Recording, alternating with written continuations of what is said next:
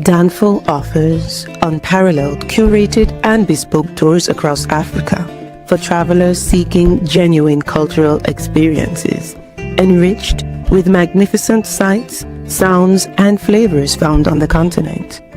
Each trip is reliably curated to ensure visitors are gifted with an immersive and authentic adventure. Whether you find yourself strolling along the charming white sand beaches of Sierra Leone, feasting on the mouth-watering delicious foods in Senegal, observing or partaking in various aspects of the Isheshi traditional system Ifa native to Yoruba land, Nigeria, with Danful, you will rediscover a fulfilling sense of kinship to the true heart of the motherland, her communities. Our core values focus on integrity, quality, safety, and sustainability. We are uniquely committed to assisting with the advancement of African infrastructure and promoting African businesses, so both travelers and the communities they visit receive beneficial exchanges. At Danful, we understand the importance of connectivity, and we have created a model which provides bespoke experiences based on your passions or hobbies. With us, expect a long-lasting spiritual bond between you and your destinations. Live, love, Danful, Africa. To learn more, visit danful.africa.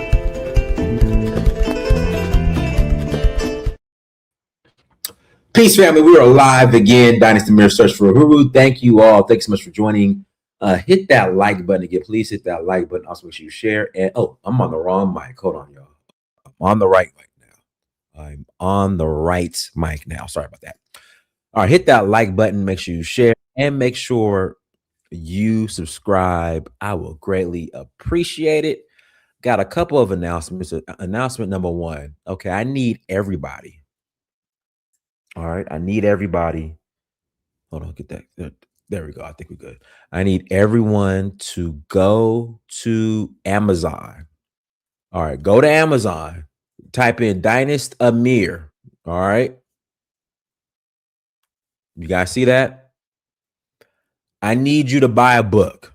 All right. If you watch this, if you're watching this, go to Amazon.com, type in my name, and support and buy one of my books. All right.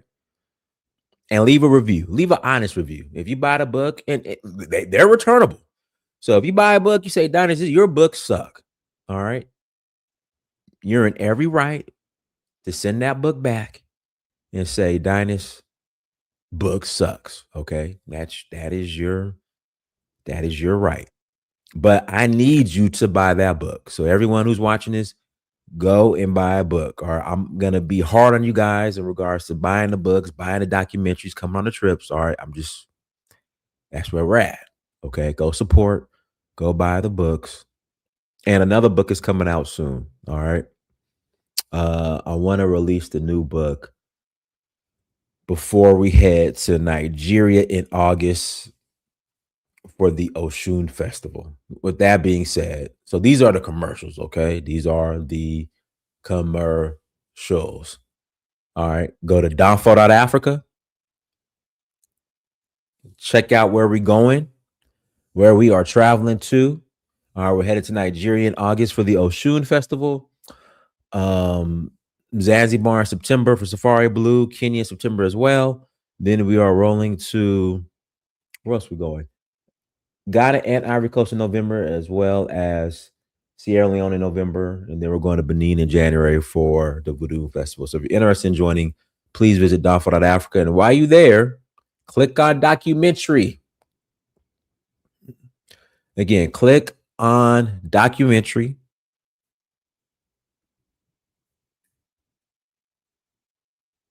And buy the documentary. All right. So everyone, thank you so much for joining.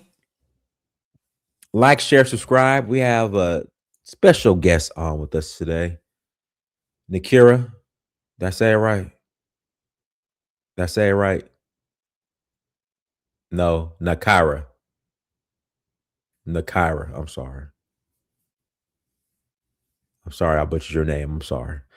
Everyone, we have Nakira on with us today, and we're going to be speaking on, gotta meant well. Okay, I think they meant well.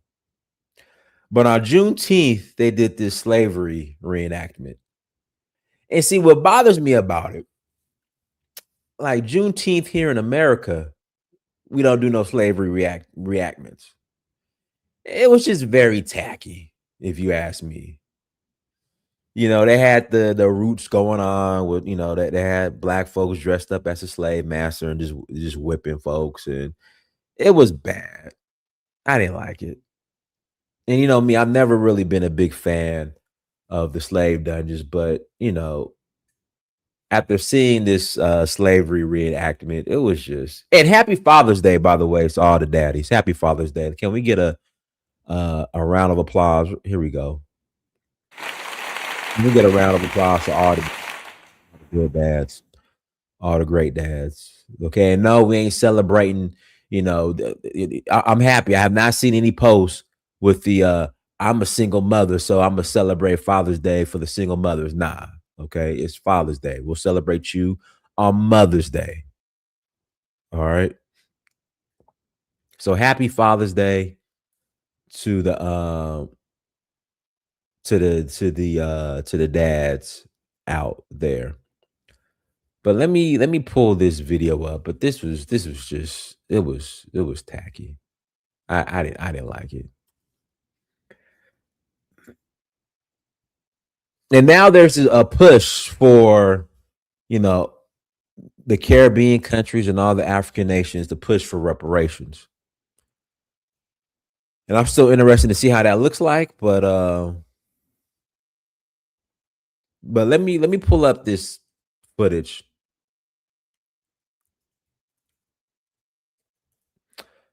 But it was I didn't like it. Here we go. Here it goes right here. Oh, it's just bad.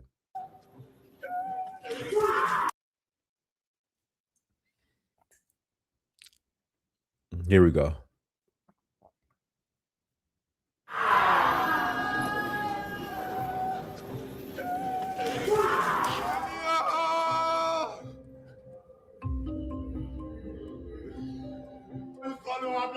Of our children and the best of our women. What do you need our women for?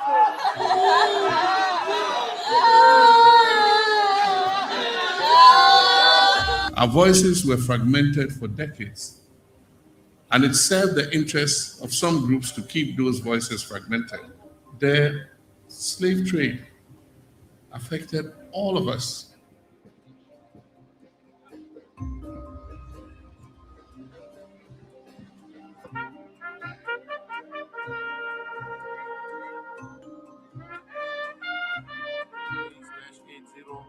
/80/L48 is adopted.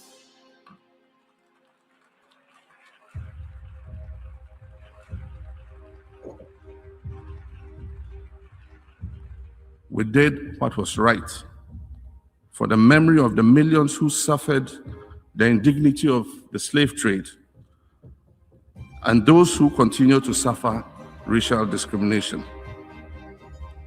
Let our vote on this resolution restore their dignity and humanity.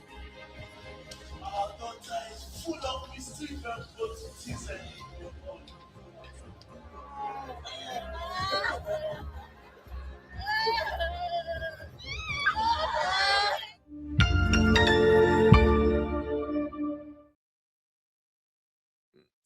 Everyone, welcome to Nakira G. Everyone, hold on, let me give you a round of applause real quick. Hold on, round of applause. There we go. There we go. Hello, hello. Testing, testing. Can you guys hear me? Yeah, your mic is loud and it's kind of echoing just a little bit. Okay. How is it now? How is it now? How is it now? No, I'm just gonna turn down my volume. All right, go ahead. No. How is it now? No, you good. You good. I just got to turn down my volume. Your mic is strong. Okay. You got a strong mic. Well, because last good. time it was not that good, so I had to do better. So, Nakira, go ahead and introduce yourself. You know, welcome back. Yeah, thanks for having me. Hi, guys. I'm Nakira G, also known as Griot of the Diaspora. I have my own YouTube channel and things like that. This is what our third conversation. So yeah. Yeah, either second or third. Is it? I think third. Me third? Okay. Because Sierra Okay. Leone was the first one, Mm-hmm. and then delineation or diaspora Right, unity. right, right. It's third. It's third. Okay. Yeah. So this is the third. But yeah, thanks Well, for having me. well, thank you for coming back. Don't be a stranger. So, how are you feeling? I mean, I know you said you feel like it was tacky, and Well, I was gonna ask you that. Like, okay, okay. what are your? I just think it was the timing was wrong, and it was just it was on Juneteenth, and like I don't see no black folks doing Juneteenth slavery reenactments. I I think it was tacky. Yeah, no, I mean, I definitely agree. I think, is there a conversation that needs to be had with Ghana's education on slavery? Yes. But the way that it went down, I'm still not really trying like understanding what the point was, because it was also like at a summit, I believe. This was like for the Reparations summit. So there's a bunch of foreigners, particularly white people, and even in the video you see like people just like walking past and walking by. Like I was just really disturbed. I don't know. And yeah, of course, the date, I mean, I feel like that goes unsaid. The date makes it obviously Yeah. horrible. Even if it wasn't on that day, I do still think that the way that it was done and when, like, there's so many other opportunities, I think, in Ghana's tourism to do a little bit better in the education. But reenacting it this way, that is something that is a part of the culture, I will say, reenacting certain things. Like that's something I've seen before. I've gone to events where they have reenacted certain big moments that have happened in their history. So I know that that's also kind of just like a part of the culture in a lot of ways. But yeah, it it was interesting. So now I want to pull up now. This is like in sharp contrast. So I want to pull up what black Americans in Ghana what they were doing for Juneteenth. Let me pull this up real quick.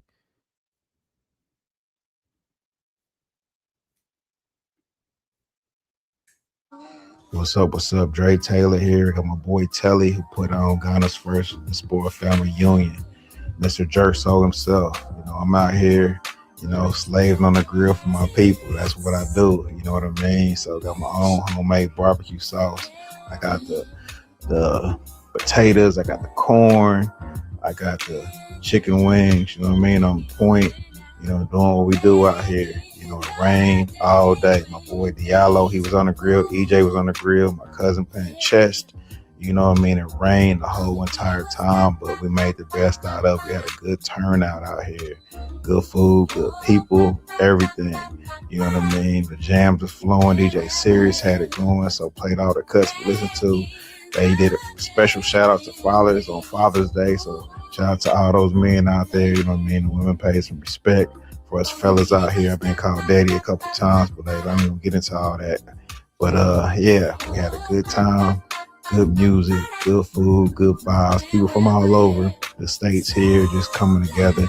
We don't do it often. When we do get together, we get together, having a great time out here in Ghana. Like I said, first family reunion out here in Ghana. It's good times, good vibes, good people. And like I said, we're going to make the best out of the situation. Like I said, it's Dre Taylor, and I'm out for Beyond. So the black Americans in Ghana and Accra, we cooking and grilling for Juneteenth. The Africans, they're doing slave reenactments. I don't think they consulted black Americans on like what actual Juneteenth is and what we do. Well, I think that's a part of the discussion that a lot of people kind of don't see, is because there's a variety of different things going on in the Black American community when it comes to Ghana's government. I'm sure Dr. Kambone. He's been very vocal about wanting diaspora representation in the Diaspora Affairs Office of the government, because the Diaspora Affairs Office in the government of Ghana is specifically for the Ghana diaspora, right? So we don't necessarily have representation, nor do we have representation in like the U.S. Embassy and those types of So this is yeah, the consultation thing that happens, I think is a little bit deeper. I don't know if we really want to talk about that on live, No, but no, no, no, no. Listen, let's talk about it. Let's jump into it. Go ahead.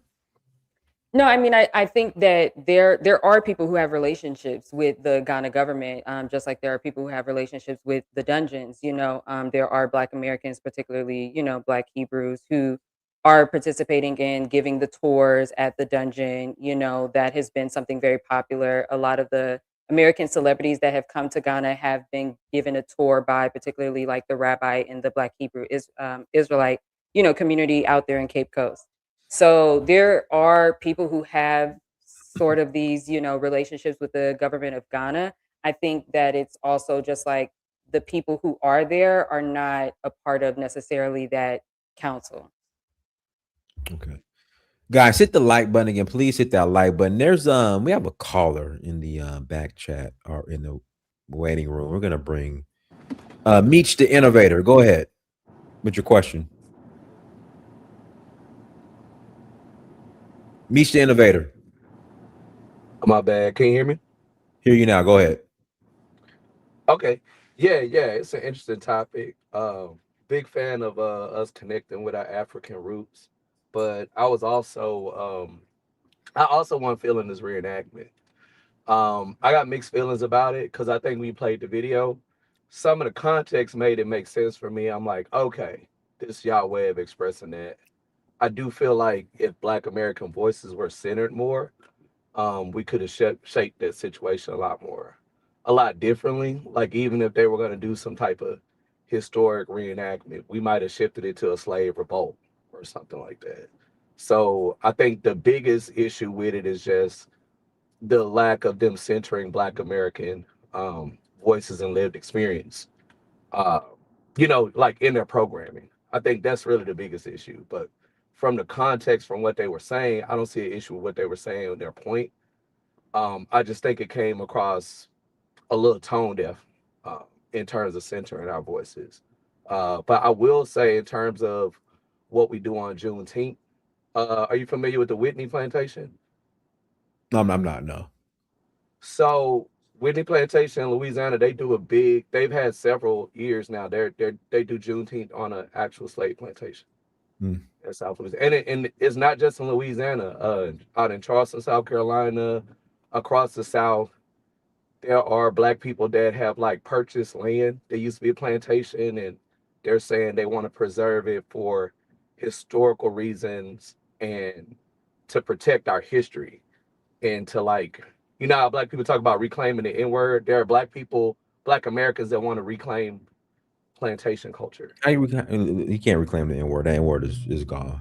I agree. If I'm just saying it's in the culture, yeah. like Okay. among Black Americans. So when we have like this flattening of like Black identities, I think that's kind of problematic because we got to look at what Black Americans, Africans are talking to, because we do have those Candace Owens, Kanye West type Black Americans who are also the face of our culture.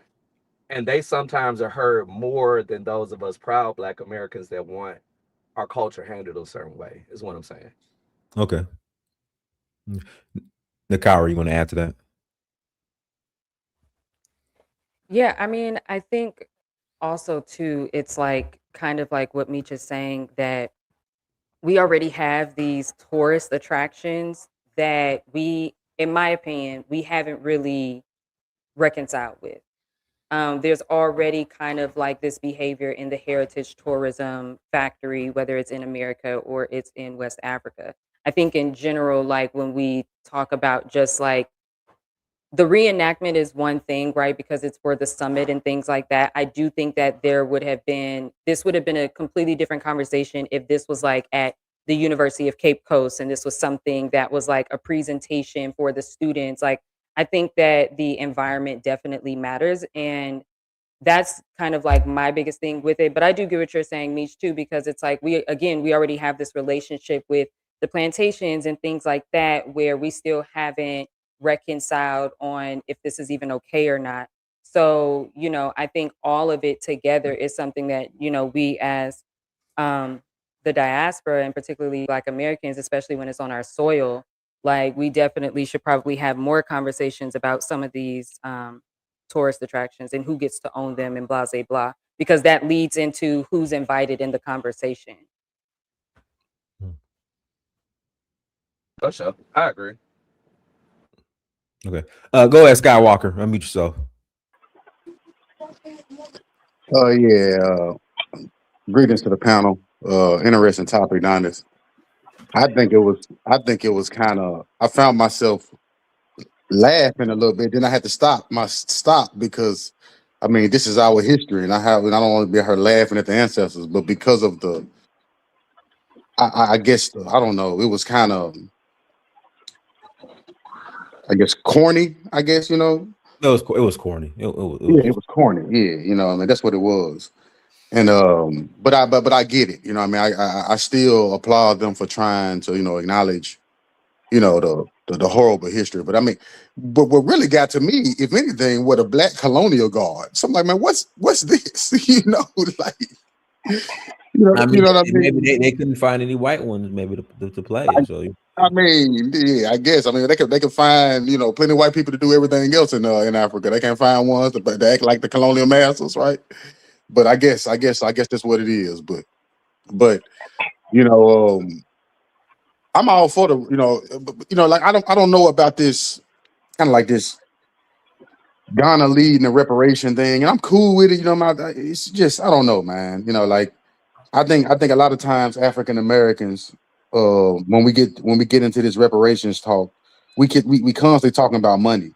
In my opinion, Ghana could solve the whole reparations thing themselves just by giving African Americans a bunch of land, or giving the diaspora a bunch of land, right? You know what I'm saying? The African Union could solve the whole reparations thing themselves just by saying, we're sorry for the role we played in slavery. We understand the role that the white people played, but just for the little role that we played in it, here's 6 million acres of land. You guys go there, set up a nice nation of the diaspora, call it diasporia or something, right? And see if we can help unite the African continent or whatever. Because all this other crap is nothing but tokenism to me. It's nothing but symbolism and tokenism, and asking for reparations in the form of money is even more crazier, right? You're asking for reparations in the form of money that you're going to have to give right back to the people who own all the means of production and all the means of everything. So it's just strange to me. But I commend them for trying to, do what they do. But like I say, it's always some type of puppet scheme, some type of Oz, Wizard of Oz behind the curtains, kind of trying to, controlling a lot of these things. But I land there. okay. All right, go ahead, Em. Unmute yourself. Thank you, sir. I would like to ask a question for both the host and the guest, and also I would like to give a comment afterwards, if that's cool. Okay, the question is, do y'all think that Africa has some type of sadomasochistic, dominatrix type relationship, where they want that to be with us? Like, if you really think about it, usually when they talk about us, it's like a time warp, and it's just a certain sector of time, which is slavery. They never really see like the growth in us. So do you think it's some type of dominatrix, sadomasochistic relationship between us and them? I don't follow you, man. Nakira, I mean, as far as like, I don't. You just dominate. Okay. I'm thinking some weird shit now. You're talking about some domination. Like some type of sick fantasy they have. Like, it's always like you look at the video you showed, they're moaning on the ground. Like, what type of? It's like a serial killer. When I watch serial killer shows or whatever, they get some type of pleasure by seeing somebody suffer, and it's like they stuck. Or sometimes they say the serial killer, he'll record it and just go back and look at the videos, or like the Diddy. He got the videos, and when he get off, going back looking at the videos, so it's like this time. Why are you bringing sexual stuff in this conversation? So, Em, are you saying that like they get off on watching that? That's what I'm saying. I mean, I'm asking a question. Like, why is it always that time period when the transatlantic slave trade getting loaded on the boats, the suffering? We done a lot since then. Well, I guess that's the question, but the commentary I wanted to have was, because in America we kind of had closure. Like when we do slave movies, even Harriet with the Cynthia Erivo lady, right? It's Do always the whole. do we have closure? I know you ain't got closure, M.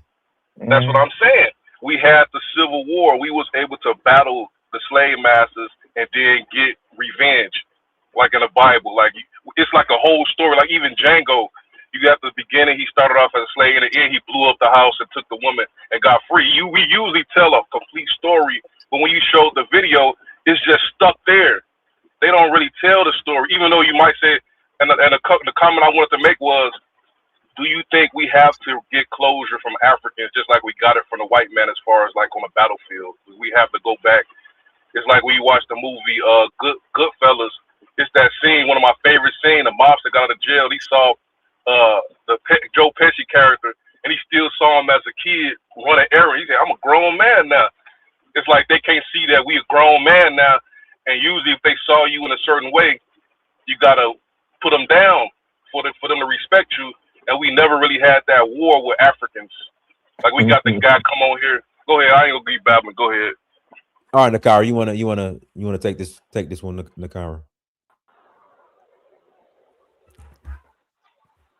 I'm still trying to figure out Yeah, I don't the know. question or the commentary. Well, I think the question is, do the president of Ghana, when he was in the other Ghanaians who were watching the slave reenactment, were they like kind of, I don't want to use the word getting off because that's just were they enjoying, excited? I guess. Were they enjoying? Yeah, was it exciting to them? That's Like what is the point of keep showing that sector of time? Like when you look at mathematics, you could just break down a certain portion of a wave, and you just focus just on that.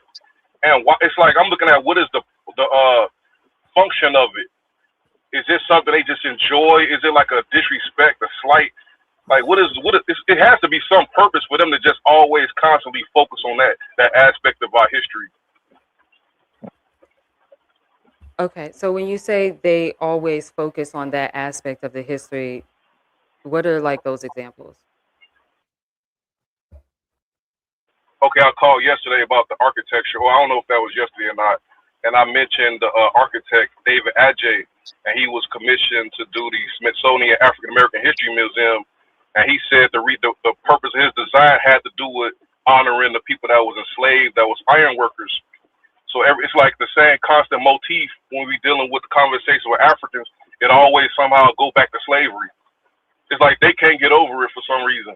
And they say we the ones can't get over it. I'm like, you're the one constantly interjecting this into the conversation.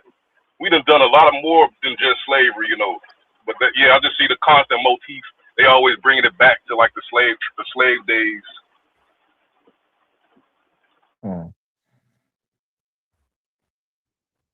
Dinus, can you go? I need to formulate my thoughts. No, I mean, but I don't agree with him because there was a whole year return, and I don't think the year return was focused on just slavery. Well, to be fair, the year of return was based off of 1619 to 2019. So the idea of it was the 400 years, but it did go quote unquote beyond that. Now, to some people, it did not.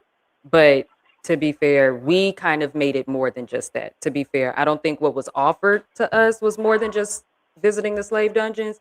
I think we as Black Americans made the year of return what we wanted to make out of it, just to be fair. Dinus, one more thing. You just reminded me of what I wanted to say before I called up. All right. Why do we allow them dungeons to exist? Why are they holding on to them? That's what I'm saying. Like, what is the purpose of holding on to them dungeons? I think they're getting off.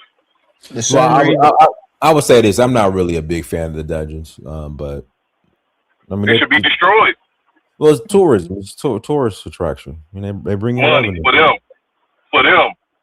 They're getting money off of. It's like a Auschwitz. If Auschwitz still existed, and the Germans paying Jews to go. I mean, the Jews paying Germans to go visit Auschwitz. They do have a Holocaust museum over in Auschwitz or over in Europe. I mean, the slave. I'm talking about the concentration camp.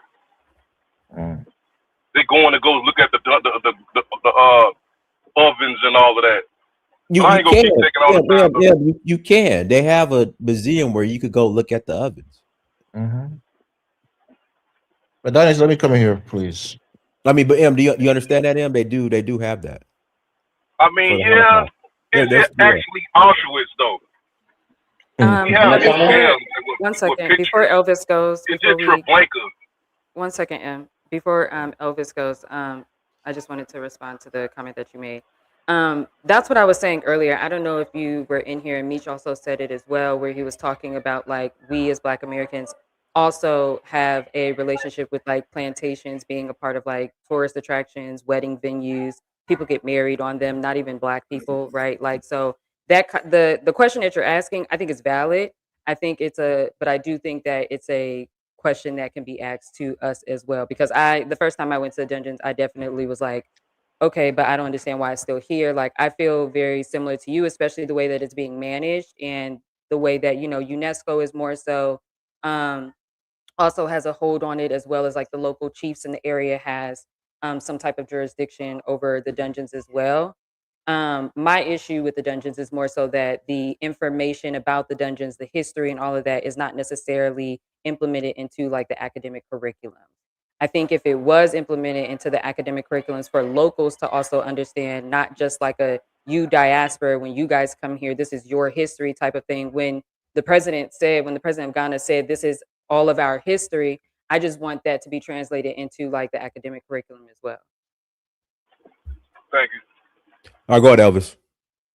All right. Thank you, Dinah. Hello to you. You got real quick, guys. Make sure you hit the like button if you have not hit that like button yet, and don't be afraid to hit the super chat as well.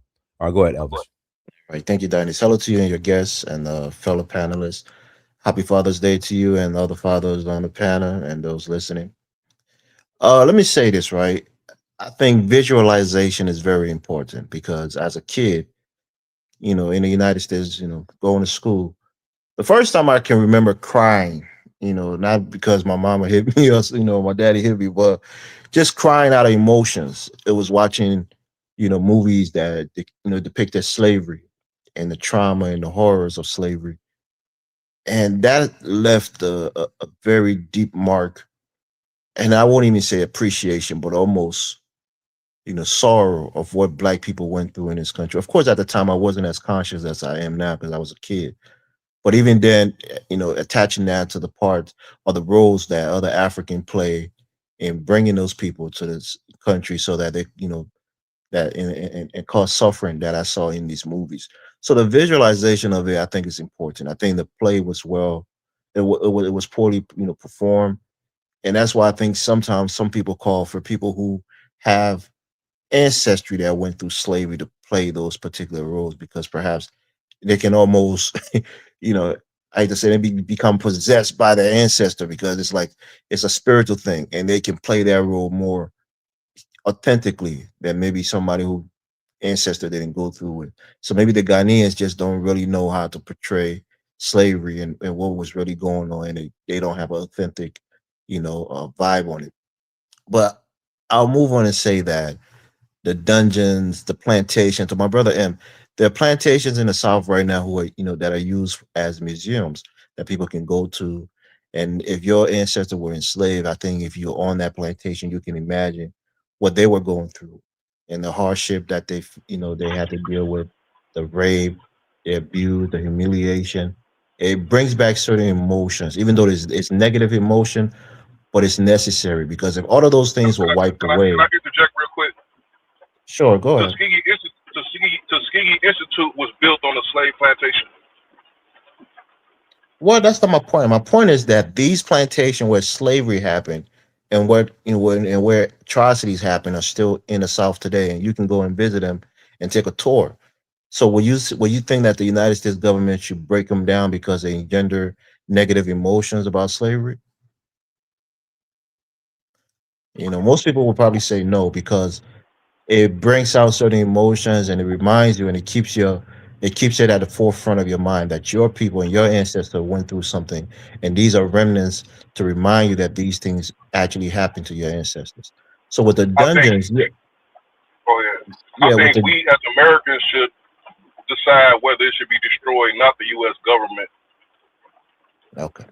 Yeah, I think with the dungeons, like Dinah says and the sister said, because the Africans were complicit in the slave trade, make it seem as if they are profiting, which they are, But outside of the prophet is a historical context that those who go into the continent can see that this is the place that our ancestors were held, and this was the last, point of Africa for 400 plus years.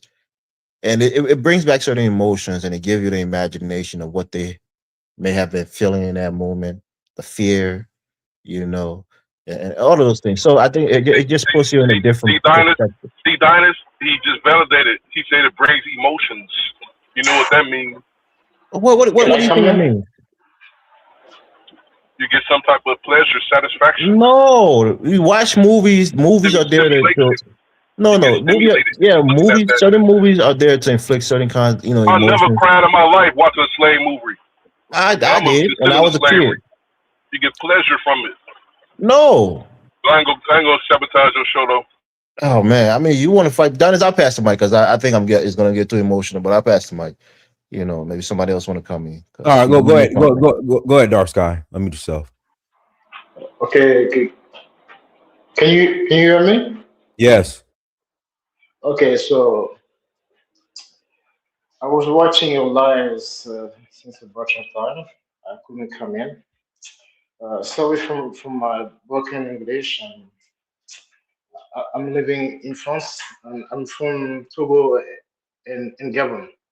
So on the topic, this is insane. All I can see, this is armor. This is armor for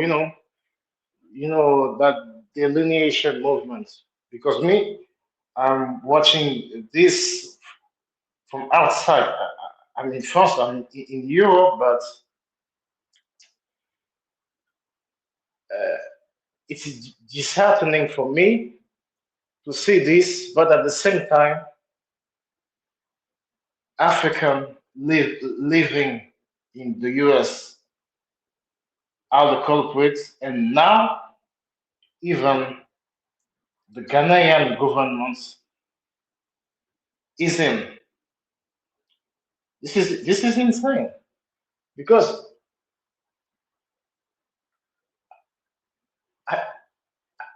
I don't get it. For me, you're gonna see maybe tomorrow or day after on Tarik Radio. He's gonna speak on this, and million of Black Americans, because I no longer use the term African American because it seems like 80% prefer to go by Black Americans. So I prefer use that term. You're gonna see Tariq, and I like what Tariq says. He sometimes say the truth, but he's gonna talk about this, and million Black Americans will be watching this and despise Africa. You see? That's, uh,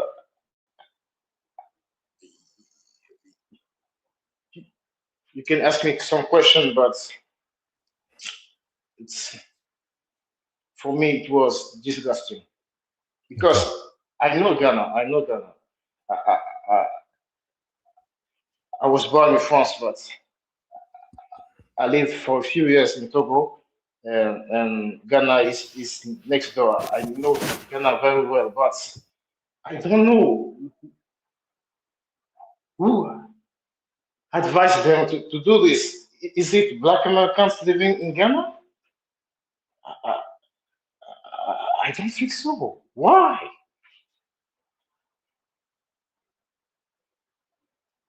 And like the sisters say, from the moment they say the year of return, she's right.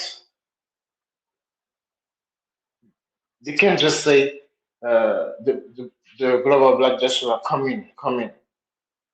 If they want them to come in Ghanaian schools, they have to educate Ghanaian youth, children about those people that are coming in. If they're not doing this, from the outside, if I were a Black American, it will Hey, Dark Sky. Let me pass the mic to Babaliko. Go ahead, Babaliko. Yeah. Referring to M, we have something in the Caribbean called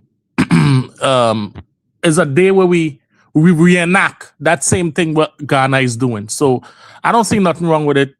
We reenact the same slave ship coming off the slave ship in the Caribbean, and our older folks take us up to the mountains and show us where the Europeans used to come and drop us off and stuff like that, and show us where we used to be dropped off in the Caribbean. So it's not like we slaved in the Caribbean. We came off the same slave ship.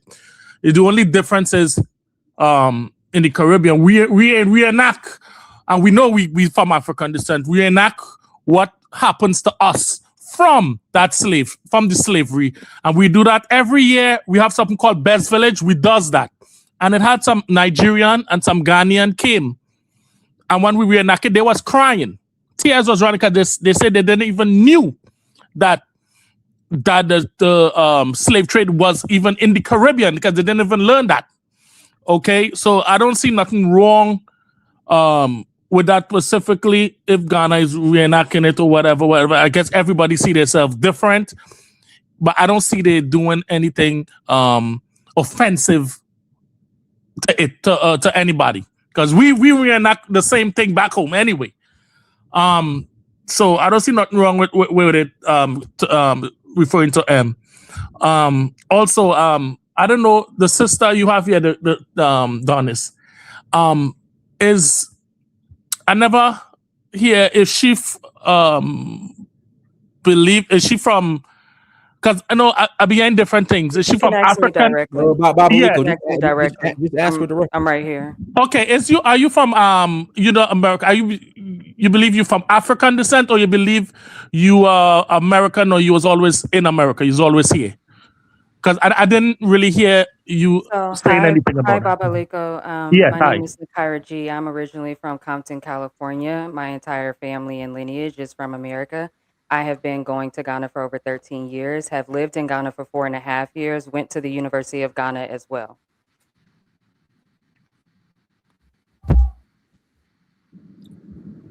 I guess you wanted to know if you consider yourself African descent. Yeah. Do you consider yourself of African descent or America?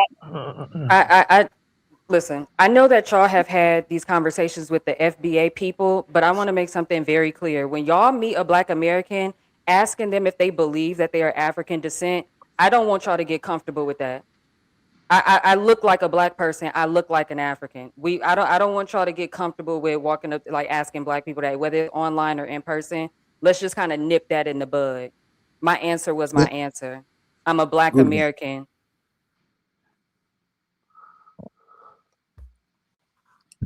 Okay.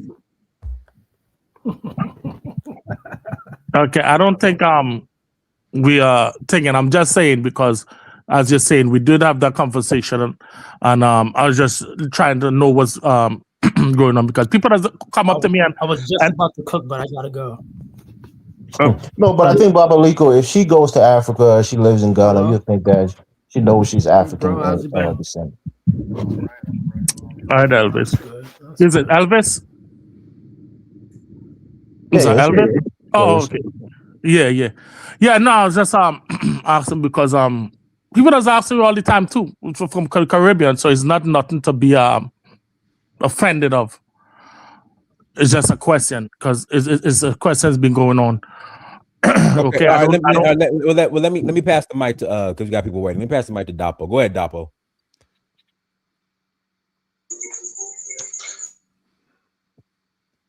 Mute yourself, Dapo. Hello, can you hear me? Yes. Yeah, go ahead. Yeah, man. Good evening. It's evening in Nigeria right now.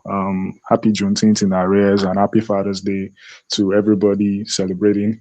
Much love and respect to the guest, Ms. Nakira G. Huge fan of your work and salute to you. I just want to touch on three things. Basically, I'll start with the topic at hand. Is it Tacky? Yes. I'm a Nigerian. A Nigerian who lives in Nigeria. And even though I do understand that the minds and hearts of Ghanaians, or the Ghanaian government in this case now, to reenact the whole slave trade scenario or history, even though their hearts might have been in the right place, I feel like it came off a little bit tone deaf, a little bit tacky. Not because it is wrong or not because it's not important to acknowledge or recognize the horrific history of what happened back then, but because it's on a day like Juneteenth. Juneteenth to me is supposed to represent freedom, emancipation, joy, triumph, good vibes in general. So if we are seeing reenactments of, slave trade and all that, it kind of leaves a bittersweet sensation in the mouth. And, I do kind of empathize with Black Americans specifically, since it's on Juneteenth. If they feel a certain type of way, if that is what their holiday or their special day is being represented with, it just doesn't. It's not a wholesome feeling at the end of the day. So I do kind of recognize, although I also at the same time acknowledge that it's very important to represent the full picture of the horrors and atrocities that happened during the slave trade, including, if we must, the complicity of some African elites and leaders in the scale and the success of such a dastardly act. With that being said, I don't think it's a great idea for us to, out of emotions, decide that it is very important for us to get rid of the slave dungeons or the barracoons or all of those monuments that represent such history. We are living at a time now where Black history, and when I say Black history, I'm not even just talking about Black history in the Americas, Black history even on the African continent. We're at a time where there's a rise of anti-intellectualism, and then people are living in all sorts of denials. In America, just before the last speaker spoke, Babaliko was questioning or was trying to throw such a funny question at the guest, because there's been a proliferation of too many people who are outrightly denying the African roots, as if that's not even bad enough. People are literally downplaying and rubbishing and ridiculing the historic veracity of the slave trade as a whole. So structures like the slave dungeons and the barracoons are living remnants of the evidence of the greatest crime that has been committed in human history, as accepted by the United Nations earlier in this year. So if we are saying we need to destroy or abolish or break them down or collapse them, like what then would then remain outside of what is being documented in the curriculum? I also agree with Miss Nakira when she said there needs to be a reconciliation between what is being mentioned during the tours of the slave dungeons and what is being put into the school curriculum. I'm from Nigeria. It's unfortunate that we don't really care about history in my country, even post-colonial history. Like nobody really cares really, because they just see it as, well, some things happened and then that's just the way it is. It doesn't count. But then we have to remember, if you don't know where you're coming from, you won't know where you're headed. So it's very important for us, not out of emotions or out of resentment or feelings of feeling a certain type of way because of the slave dungeons. We need to put our heads in the right place and understand that these structures serve as living monuments of the history that binds all of us together, whether we want to admit it or not. A lot of us, even on the continent, even if our ancestors didn't end up on those slave ships, a lot of us were affected by the slave trade too. We lost family members, we lost ancestors. So there are some villages or there are some townships that still hold like rituals, that still like ceremonies to commemorate the dozens and thousands of people that were lost and never seen again too. So I want us to not get too emotional and understand that these structures stay for a reason. I don't even think they are making any profit, because some people were talking about profit or revenue. Most of the revenue and profits supposedly that have been generated from these structures are mostly spent on maintenance. Yes, I understand that the UNESCO is trying to strong arm the Ghanaian government or the Nigerian government on how those places should be run, but they need to be maintained. They need to be kept alive. They need to, the stories and the accounts of what happened there need to be preserved, because that's the only way we can continue to reinforce that justice is being owed to certain people. So that's the long and short of that. And finally, on the final note, Regarding the subsequent moves by the African Union, led by the Ghana delegation, for calls for reparations, or for starting with the call for making slavery the most horrific atrocity in mankind's history, and then the follow-up layups with reparations, I think is a very good move. I think it also reinforces the fact that Pan-Africanism, even though it's been suppressed across all corners of the world, is currently still in work. Some people might have their reservations about it. I get not everything has 100% followership. We've seen cases where Caribbean countries and even countries in South America like Colombia and Brazil are on board. Dr. Maya Motley, the Prime Minister of Barbados, was in Ghana just last weekend. And then people are trying to make moves to push for calls for reparative justice, not just for the slave trade, but even for the looting of artifacts, for the destroy and the desecrations of different African kingdoms that were affected by slave trade, as well as colonialism. So there are key processes and key steps that are being made. And I feel like for people who believe and for people who really are interested in getting justice for the atrocities that their ancestors have had to go through, I think this is the best time for us to continue to push on what we believe in and understand that racial solidarity and Pan-African consciousness is very, very important to our victories at the end of the day. Thank you very much for the opportunity to speak. God bless you. Happy Juneteenth and Father's Day in arrears as usual. No problem. Lewis, go ahead, and I'll pass it back to Nakira. Go ahead, Lewis.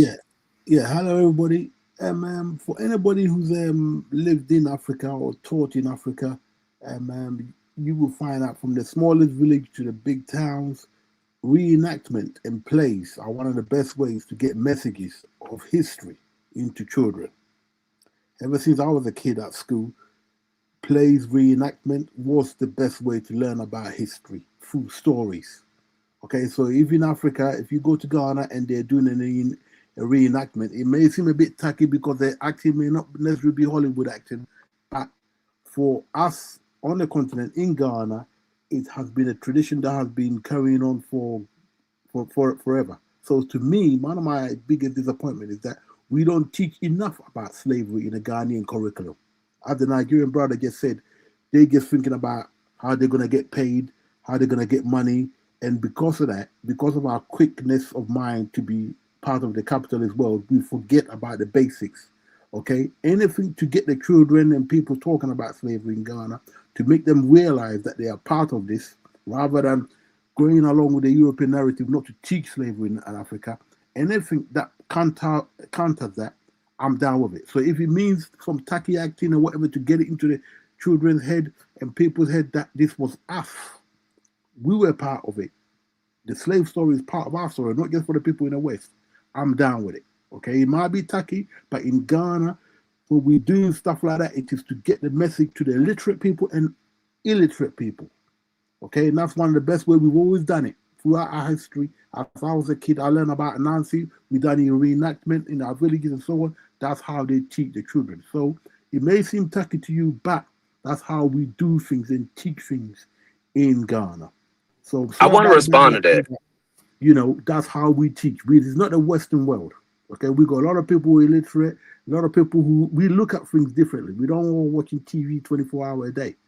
Reenactment is the best way for us to learn. It may be cringy for you, right? But it is a way to get the message into our children who have been kept out of this slavery until they get to a certain age. I want kids from school to be learning about slavery. And don't forget, when we talk about slavery on the continent, we still got people in our villages and so on who are affected by this. Okay, though it might be a few decades out, but we don't want to stir up old tribal ways because we're trying to hold the country together. We're a nation made up of different nations and tribes and kindreds. We're trying to hold it together. Okay, so doing a reenactment is a good way to learn history, how things are, because we're affected by slavery as well. Okay, that's what I'm going to say for now. All right, Nakira, you want to add something? Well, let me read the super chat first. Shout out to Babaliko 9354. Thank you for $5 holla. We must ask questions to people who come to answer, not to get an attitude. Go ahead, Nakira. Go ahead, Nakira. You could, if you want to add to it, then I'll pass the mic to Africa. Yeah, I mean, stupid questions get stupid answers. I wanted to respond to the piece about the, the little money that is coming in from the dungeons. So I want to kind of be careful with that conversation, right? Because there is an issue economically with the area surrounding the Cape Coast and Elmina dungeons. That is definitely a conversation that has been had. A lot of the area surrounding Cape Coast and Elmina dungeon has not been renovated, has not been upgraded. It really like still has like the same remnants from 30, 40, 50 years ago, right? So when it comes to the conversation about like UNESCO and the maintenance of the dungeon, that has always been a conversation that people have found very problematic, particularly people in the country, because again, all of this money is being generated, whether it's being generated locally or it's being generated by UNESCO. But why is that? Who is that money going to renovate or maintenance or maintain the dungeons when there is a ghetto right next to the dungeon that is literally touching the dungeon where the boats are there and this is what it is called when I went there. This is not what I'm calling it. This is what locals call it. And anybody who has been to the Cape Coast dungeons know this area. So I think that I don't want to do the thing where it's like, oh, they're not even making money anyways. No, they're making money at that dungeon. Especially because foreigners pay more to enter the dungeon as well. So how much are they paying, sister? How much are they paying, really? I mean, to us, it's like $1, $2, $3. Like for us, if we're translating it into, their cities. Let me say this: the first time I went was in 2013. I've been before, but I've been again, but not as a tour. I had access, being able to go inside when I lived out there.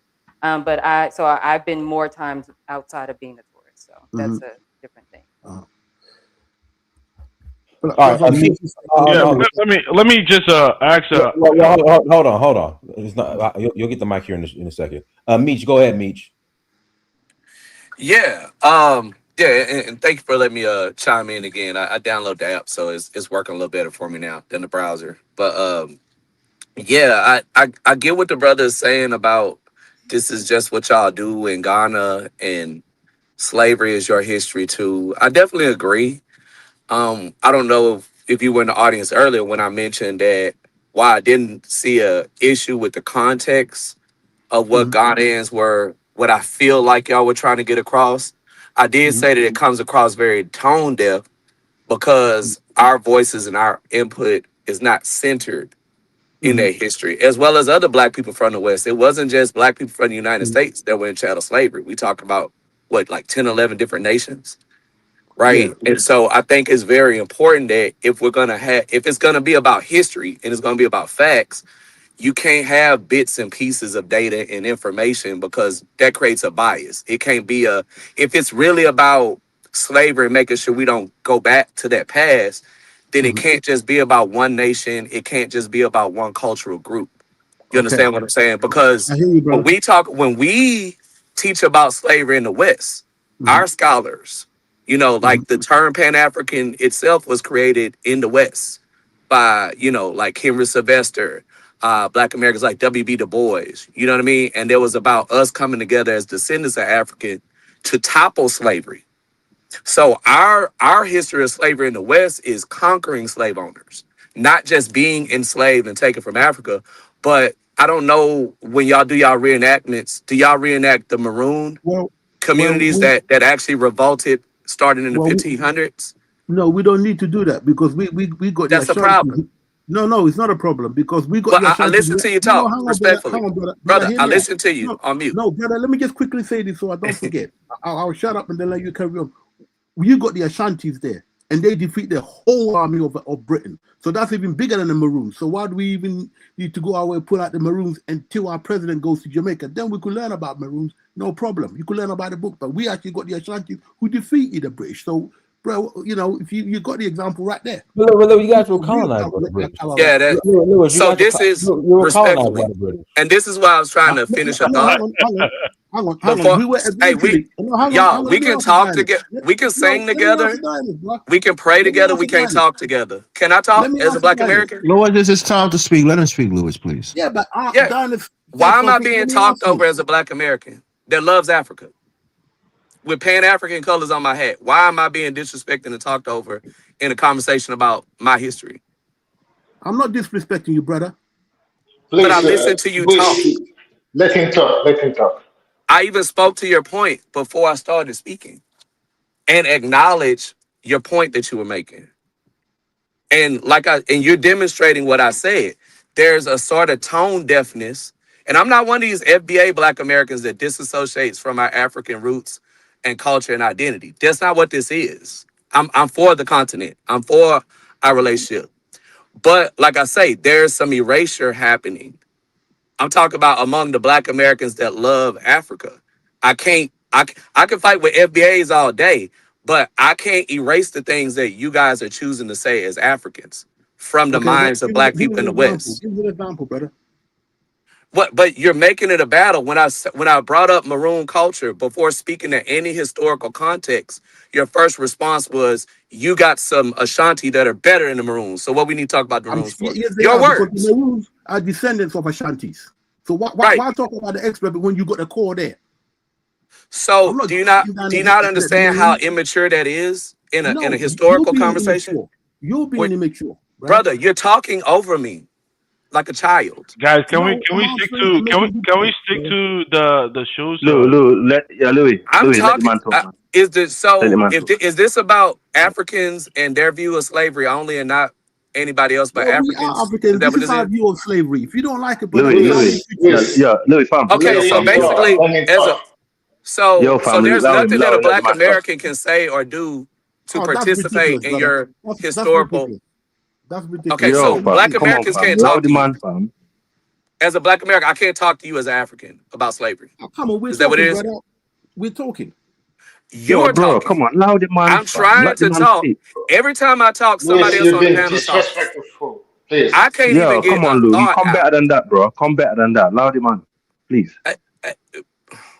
I'm gonna go on mute. I'm sorry. I don't want to disrupt the panel. I thought No, this brother, was a speak. Yo, diaspora no, conversation. come on, bro. If this Brother, is a we Ghana, apologize. if this is Ghana only party, I'm cool. No, I am not from Ghana. I apologize on behalf. Please, you speak, brother. It's your time. Okay. I'm Yeah. just saying this is my experience as a Black American trying to reconnect with Africa. I've met a lot of beautiful people that are from the continent that are pro-Black, that embrace me as a Black American. But I've also had this experience, right? Where my experience as a descendant of Africa is being belittled, is being erased, is being talked over, and I'm being talked to like a white person trying to talk to you about Blackness. That is a lot of our experience. That is the difficult we have in building bridges as Black Americans that are pro-Africans, is all of the negative interactions that our people have trying to connect. And I don't put that on everybody. I don't generalize. I have great relationships with people from Ghana. One of my homeboys actually runs a business in Ghana. Actually just built the IT center in Ghana. All we talk about is like, yeah, we need to go back to the motherland. This is not anti-African talk. But I think y'all need to look at how y'all are treating people that are trying to be your allies, that are descendants of you, versus how you're interacting with whites and other ethnic groups that are coming into the land trying to colonize. You know what I mean? Because I'm getting the energy from you like we're not even the same. Like we're not even the same can people. we Exactly. can Well, we no. Actually, I got to pass the mic. Let me pass the mic to Kofi and Zongo and Africa. Go Oh ahead, go no ahead. no, Kofi came before me, please. Oh Peace, man, come peace, on. peace, everybody. Yeah, man. Hey, Dinus, man, he came before me. I think this is a. I'm sorry, I was here. I came in. I came in and out. So Oh, I would like to say like yes, it is cringe. You know, the first reenactment film I saw was by my guy Echo Simpson, and it was just cringe. You know, the grape scenes was crazy. It's like if you're being graped, you know, you would think you're struggling, but like she just bent over and like was like enjoying it. No, hold on. What are you And talking Hey, yo, what's up with these guys today, I'm man? referencing a film that a reenactment film that I seen in the Central region, and a lot of us just walked out. And like, you know, yes, you do have some bad reenactments and people overacting. Some people speak in tree, Elway. Some people speak in English like a white woman. It's crazy. And I would like to say like we had some great movies though done right in Elmina, Sankofa, and we had some Germans. They did this movie called Copra Verde. That's like a must see. That's like a masterpiece. But I read the history of the Fonte Confederacy, and there's a couple of times they beat the Europeans powers outside the dungeon, starting with the Portuguese and then to the Dutch, and then after the Dutch, I guess the final ones were, I'm not sure if Spain was ever there, but then the British was like last. And there's so much nuance to these stories that I feel like a person that's in the arts, any filmmakers, any people that's in theater, they could bring this to a whole new level and do it right. As bad as we're saying it is now, who knows? These same people might be like on like the Chinese level of theater, of public theater, and I think that's where it could go. Look, I don't want to be the victim no more. I did my DNA. Most of it was in Mali, Nigeria. 8% was in between Ghana, Sierra Leone, Cote d'Ivoire. I would like to say that, look, I most likely, my ancestors contributed in selling people, and we just got sold afterwards, right? We was just the last ones to sold. We never made it back. But I'm sure, right, based on my behaviors, right, and based on what I've seen on the continent in Ghana, I could kind of see who would have got sold, and I could see who would have participated. And we have to stop. You have to stop pointing fingers. A lot of times, some people from the African continent, born on the African continent, they like to see themselves as the slave sellers and the slave owners, and that's wrong too. Because I'm sure even people who sold people, they had relatives that were sold away, and that's just the facts. So I think we need to. I think it's good that it's causing attention, right? And the conversation is good. As cringe as it is, let's keep it going. Who knows? Maybe one of us could go there and do a Can I say masterpiece something theater final word? act. But go ahead. Oh no, hold on, Dark Sky. I gotta pass the mic. Go ahead. Let me read this super chat first. Because it's 2 a.m. here in Hold France. on. I'm talking. Baba Lico 9354. Thank you for $10 holla. I always learn in class. No question is stupid. If you can't answer a question about your heritage, how can you talk about Juneteenth? It's ridiculous. Let me pass the mic to Zongo. Then I'll let you ask your question, Dark Sky. Go ahead, Zongo. Yeah, thank you very much, Diane, for finally allowing me to talk. But actually, I mean, Nakira, I mean, a lot of times people tend to Nakira. Oh, okay, Nakira. My bad. A lot of times the focus is mostly on the Cape Coast dungeon, but I mean, I think there are other several like dungeons across like the coast of Ghana. Particularly, there's one dungeon in the southeastern part of Ghana. I think the Prison Stein dungeon. That one also is completely even in ruin too. I don't know what like the ministry responsible for that is doing to just preserve those dungeons. But anyway, I was going to ask you one question that you did say like they are not African Americans were not involved in the decision making like process. But then I did watch an interview with Ivy Prosper on the YouTube with Rabbi Kohain. In fact, he stated emphatically that he was part of like the ones that even gave the idea of the year of return to the former administration, right? I mean, he was not the sole person, but then himself along with several others, right? So that kind of signaled to me, oh, so they are really part of the decision making process too, right? And Yeah, then he's on a board. He's on a board of the decision making of the dungeons of the Elmina in Cape Coast. He's on the board. oh, okay. But I was just gonna ask, like, as far as like this whole Juneteenth celebration with Dr. Combo, and a lot of times when you watch his videos on YouTube, he seems to be connected with the current administration. Dr. Erica Bennett, the head of I think the African Diaspora Union. I saw her with a couple of like senior officials regarding this the slavery talk in Ghana and in meeting with a lot of dignitaries in Ghana too as well.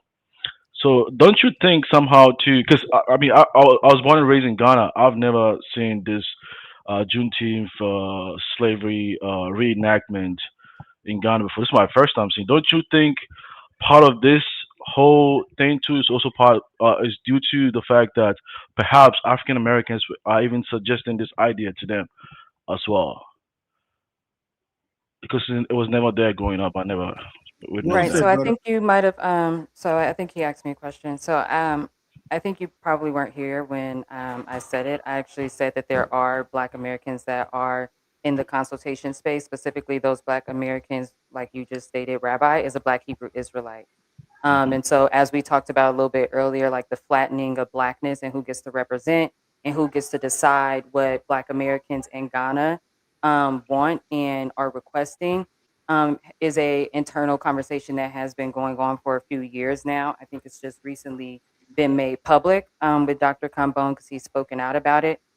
But again, someone having that relationship with the government doesn't necessarily translate to everybody in the diaspora having that ability with the government or even with the person who is being presented as the liaison. So I think that it is actually really important who gets to have that position. And right now it is, as you stated, Black Hebrews.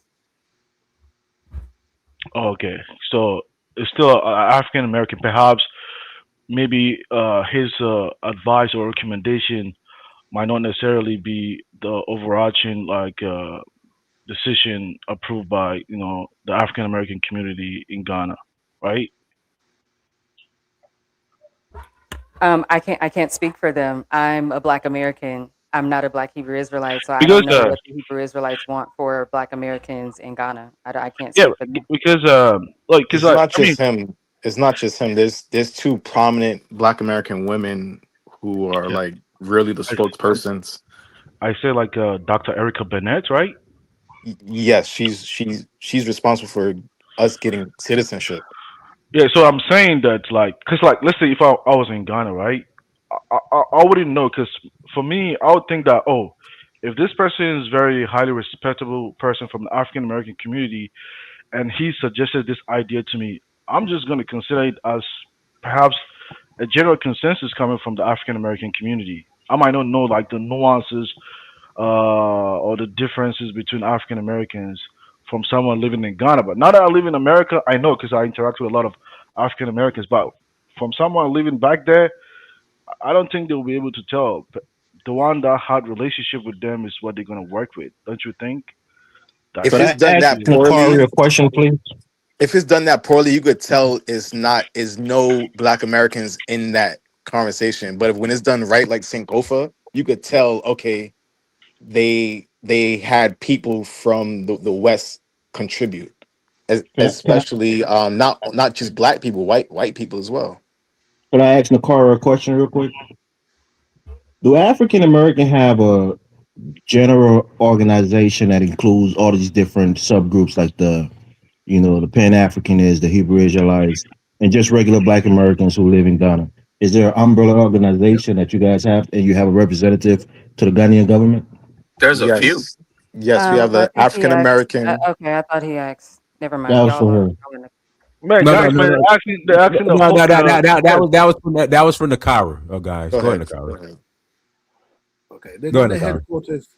Welcome.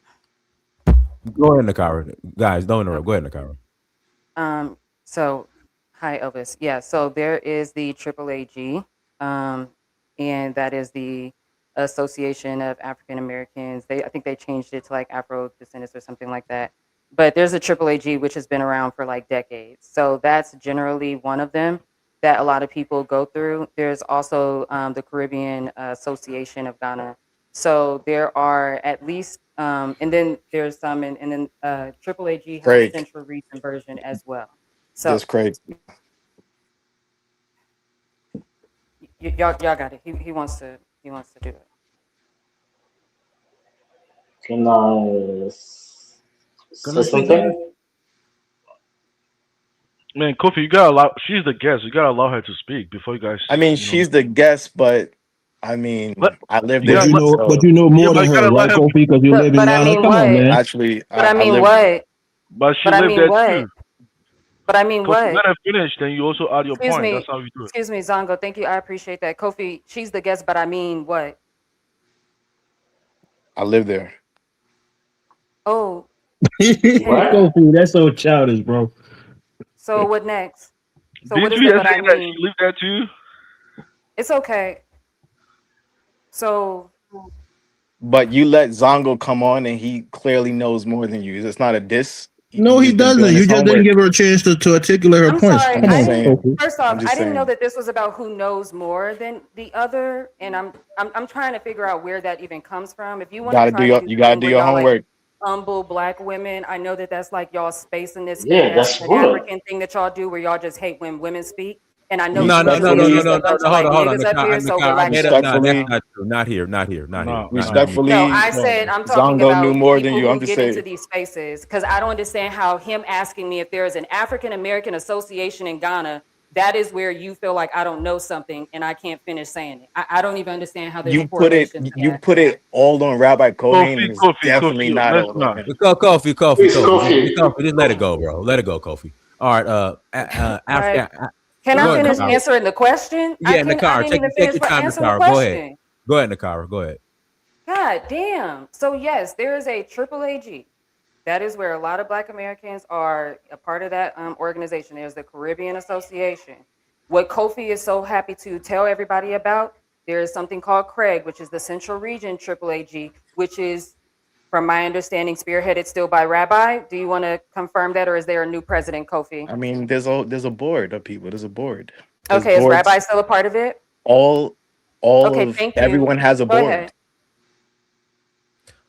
Kofi, come on, man. All right. Yeah, Go ahead Highness, after can I Africa. just say something regarding yeah, this? No, you can't, yeah. You Louis. sorry, After turn. Go ahead after sorry. Yeah, Africa. you guys are. Yeah. Greetings to everyone. Happy Father's Day, Juneteenth.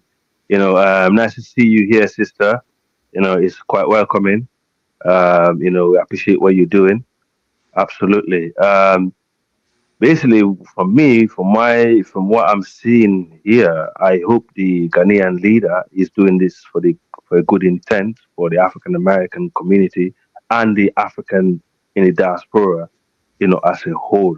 He is basically trying to fight on something, from a legal point of view, with the United Nations, that the transatlantic slavery, because transatlantic slavery is not just to the United States. He went to the South Americas, to the Spanish world. They started to the Portuguese, to the Spanish world, to the English world. Okay, so it's quite broad. So I hope this is some kind of legality, as I said in the past, and it's a good intent. It's not some money grabbing project, for themselves. Because me, I'm very skeptical. Because if you look at how African leaders treat their own citizens, okay, um, I don't have any hope because we know they don't look at their own citizens well. Not alone for them to look at African Americans or other Black people in the diaspora in a good intent. They tend to be puppets. Quite opportunistic. Um, the record obviously should be there. I mean, they can't even get themselves up together. In the African continent where people are still being abused by the same group of people that they're trying to advocate about transatlantic slavery to, because we know these people are still in Africa. They're still doing something similar, when it comes to exploitation, with the people and the land in our minds. So that's one. And also, look how many of these African countries actually teach, about transatlantic slavery. If you ask the average African, in the continent in West Africa, about transatlantic slavery, they don't. I'm from Sierra Leone. Okay. Nobody knows about these things better than us. We know, we see it, we live the history. Freetown was founded by free slaves. Okay. And what we knew when I was young, it was like, oh, so many of our people died in that sea. That's they pointed at the sea. And in fact, the people who actually helped stop slavery were the slaves who were actually repatriated back to West Africa. They're the one that helped stop slavery via William Wilberforce. Africans were still selling, including my people. All of us are guilty of it. And I already put my hands up and said, I apologize on behalf of my people who done this dusty thing. It's actually wrong.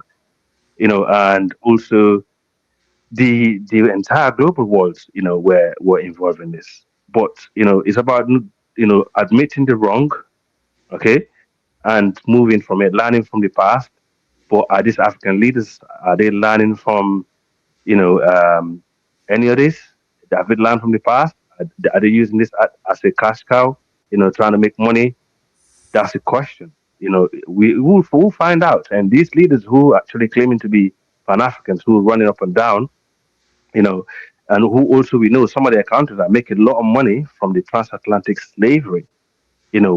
What have they? First of all, what have they ever done for these so-called African American slaves, or the Caribbean slaves, or those in the South Americas? Have they ever offered the land, to those people to say, look, have they actually offered anything to them? Because their people also were contributed into transatlantic slavery, not just the Europeans. Maybe So, this could be a start, brother. no, Maybe but this all could these be things the need to be start. looked at. Say that again. Maybe this could be the start. That Africa as a whole. Yeah. I hope so. I've been skeptical and also been hopeful at the same time. So the reality is, we just got to be realistic. Okay, if he's doing all this for a good intention, for the general good, you know what? I'll be right behind him, and I'll be like, you know what? Absolutely, go for it, because we don't have leaders at the moment to actually stand up to some of the things that's going on. Because we need He's someone doing that it. will say, right, He's doing it. that's right. Yeah, we need somebody that will stand up and say, we need this legal battle, because sometimes we need these things to be legalized first from the United Nations to say, like, right, this is a crime against humanity. Where are we going to take it next? It's step by step, issue. We have to be smart and be strategic, but you have to be the African Americans and the Black people in the Caribbean and the South Americans. They all need to be involved in this, heavily involved. In fact, they should be at the front. But obviously, we know we don't. We need strong leaders who work with Africa, these people in the 30 seconds. I got to yeah, pass them. yeah. We need strong leaders in the United Nations to fight this, because that's where you need to start. You need the UN first, then you can go to countries after one country after another. And we need strong lobby groups globally to actually get things achieved. I'll pass the mic for now. Thank you. All right, Invisible Man, go ahead. Okay, so whether this is a tacky video or not, I can't comment, because what I saw when that you shared with us, I think, is only a small portion of it. But I have seen videos of some of the holding facilities that were built in different countries by different tribes when they go into the interior, when African tribes went into the interior and then brought those who were going to be sold and held them at a certain spot. I have to say those videos were done, to me, they were done very well. They explained what was going on within Africa itself, between the tribes and the kingdoms themselves. So I'm not going to comment on whether this was tacky. It's just that it seems that every video wants to tug at people's emotions through the lashings and the crying and all of that. And when you emote those kind of feelings, it triggers people. So that's all I have to say with respect to what was shown, unless I didn't see all of it. I do have a question for the Africans, and then for Nakira. I am African. Nakira. But for those who are from African countries, do you think that Black Americans are owed anything because of the transatlantic slave trade and because of the participation of the tribes that are still within Africa? Do you think the Americans, the South Americans, the Caribbeans, etc., are owed anything? Or do you not think they're owed anything? And if they are owed something, what do you think that should be? Can I go first, Dennis? Yeah, go ahead and respond. Yeah, I think that right now, as Africa was saying, if the call is genuine, and I believe it's genuine, I know it's genuine from Ghana, okay? If this thing is good and they carry on with it, I think the African Union should be the first one to pass a motion for all the countries to set aside land for the people returning. Let's see what land each country has to offer. Okay, and we can work something out from there. I think that's the first thing that Africa as a whole can easily do. 60% of Africa is is not habited, so we can do that. Okay. 2, we cannot necessarily jump back on the ship and go back in time per se. Okay, but we can make up for that. All right, that's something the African Union can easily do. Okay, And Louis, let me get a chop at it quickly, just 30 seconds to add to what you said. All right, my suggestion would be that instead of offering, we should ask them, and they should have an organization like the Mr. Invisible Man is saying, to tell Africa what they want from Africa as a collective. Do they want to have better economic, integration with African countries where they can trade with us for natural resources and other things like that? Because they may not want land to live on the continent. They may just want, favorable trading, deals for our natural resources that we have on the continent. So that might be another solution. But I'll pass the mic. From the Caribbean and all that, can answer for that. But for African Americans, who's going to really now represent them? I mean, how do we move forward with African American in particular, or even Brazil? Well, I think for the African American part, I've said before, and you guys have heard me say this before, there are organizations in the United States that if they were, I guess if somebody went and asked them to make these connections. Invisible man, the problem is we're not organized here in America. Yeah. That's the problem. There's no centralized Black American organization. The other thing is, Donis, neither are the Africans. So that has to be created. Different. We have the African Union. You can go we have the African Union and the leaders and the people will be willing to work with you. Trust me. Forget about those dusty ones that come in. So we do have Black American organizations. I don't want to allow.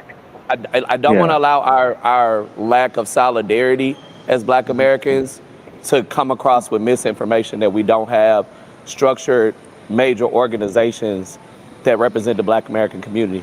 I'm not saying that they're a monolith or that they're 100% accepted by all Black people, but collectively there's a handful of organizations that represent the majority of the 45 million Black people that live in the United States. There's Black business owners that employ Black people. We have over 100 Black colleges that Black Americans built. One second. And then Invisible Man had a question for Nakira. Give me the organizations. NAACP was founded by W.B. Du Bois, who unalived it. NAACP and come on, man.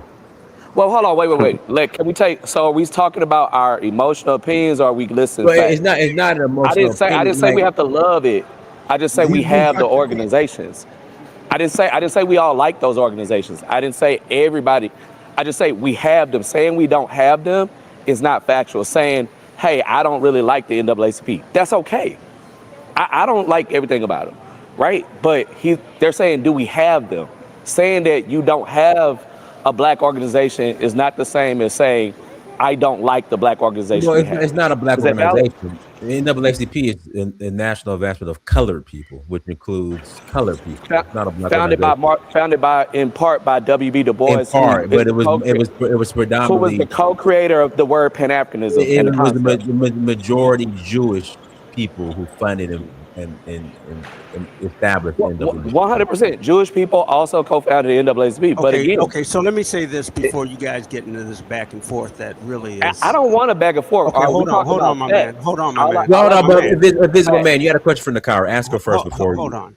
Man, you had a question for Nakira. Go ahead. Okay. It was the same question that I posed to the guys from the African countries, but I do like Elvis's question because as you've heard, I believe business connections are the way to grow this. So I'll leave it there. Well, what's your question for Nakira? Does she think that we are owed, and how does she picture any type of reparative justice, economic or otherwise? Because I'm going to tell you, having museum dollars, I mean, that's nil. That's not even a drop in the bucket to do any reparative justice. But go ahead. Don't forget about the Black Farmers Association. Don't. Me. Let Nakira. Let Nakira. Go ahead, Nakira. Y'all do this weird thing with questions, but go ahead. Let the sister speak. Go ahead, Nakira.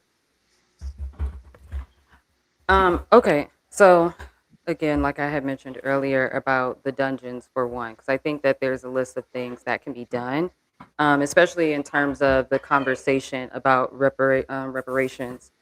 One, with the dungeons, for me personally, I think that there needs to be some type of diaspora representation. But I also want to, before I even get into that, I do want to make commentary on what the question was prior about the organizations that we do or do not have.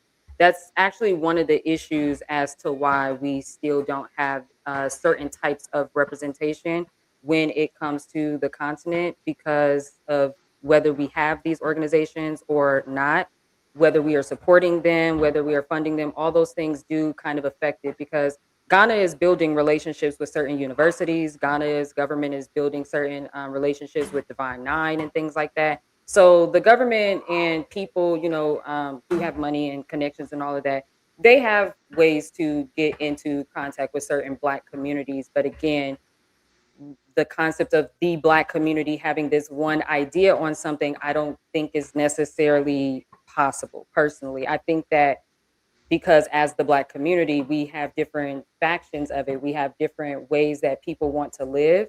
So I just wanted to make that comment as to why some people feel like certain organizations they see that are getting like publicized in Ghana, but if you're not a part of like Divine Nine, I'm not a part of Divine Nine, so I don't benefit from anything that is possibly happening with that. That's just me personally. But when you talk about what do I see happening, one of the things is that with the dungeons, I think that there needs to be more diaspora representation. I also think that the UNESCO partnerships that the Ghana government has, we should be a part of that as well, because Ghana doesn't just have those 2 dungeons. There's about 33 standing dungeons in Ghana, and that's just Ghana. There's obviously forts and dungeons and things of that, and things being created, right? There's also slavery tourist attractions that are being developed that are not necessarily original, which I'm kind of against, to be honest. I do think that if we're going to have certain history museums, and if it is going to be particularly about our history here in America and the Americas in the Caribbean, or Caribbean, however it's supposed to be pronounced now, child. I do think that we need to have more representation especially with Ghana. Now, I want to put context though. A lot of these things that we are mentioning, the Ghana government is not 100% in control of either. That's the unfortunate part about some of these things too. So I think we have a similar conundrum with like in Ghana that we have here. A lot of these things that we may want, we're going to kind of have to do that footwork. And I think that that's something that a lot of people kind of don't like, I guess, about Ghana, but you kind of have to understand that this is a developing nation, and all of these ideas and things like this relationship that we're trying to repair, I think that there's a lot more conversations that should have been had. I've said this before on this platform.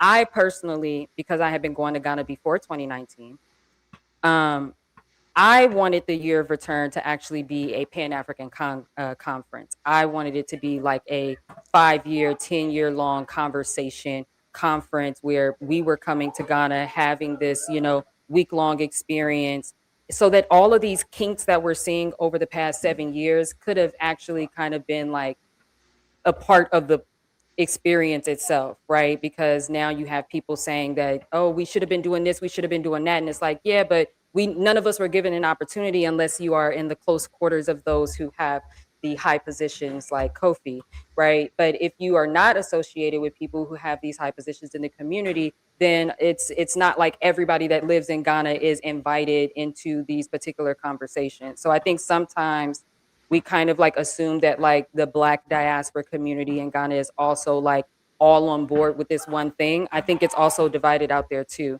I think that we should have citizenship. Those are things that are also a conversation with the diaspora community. They're still trying to figure out the citizenship thing.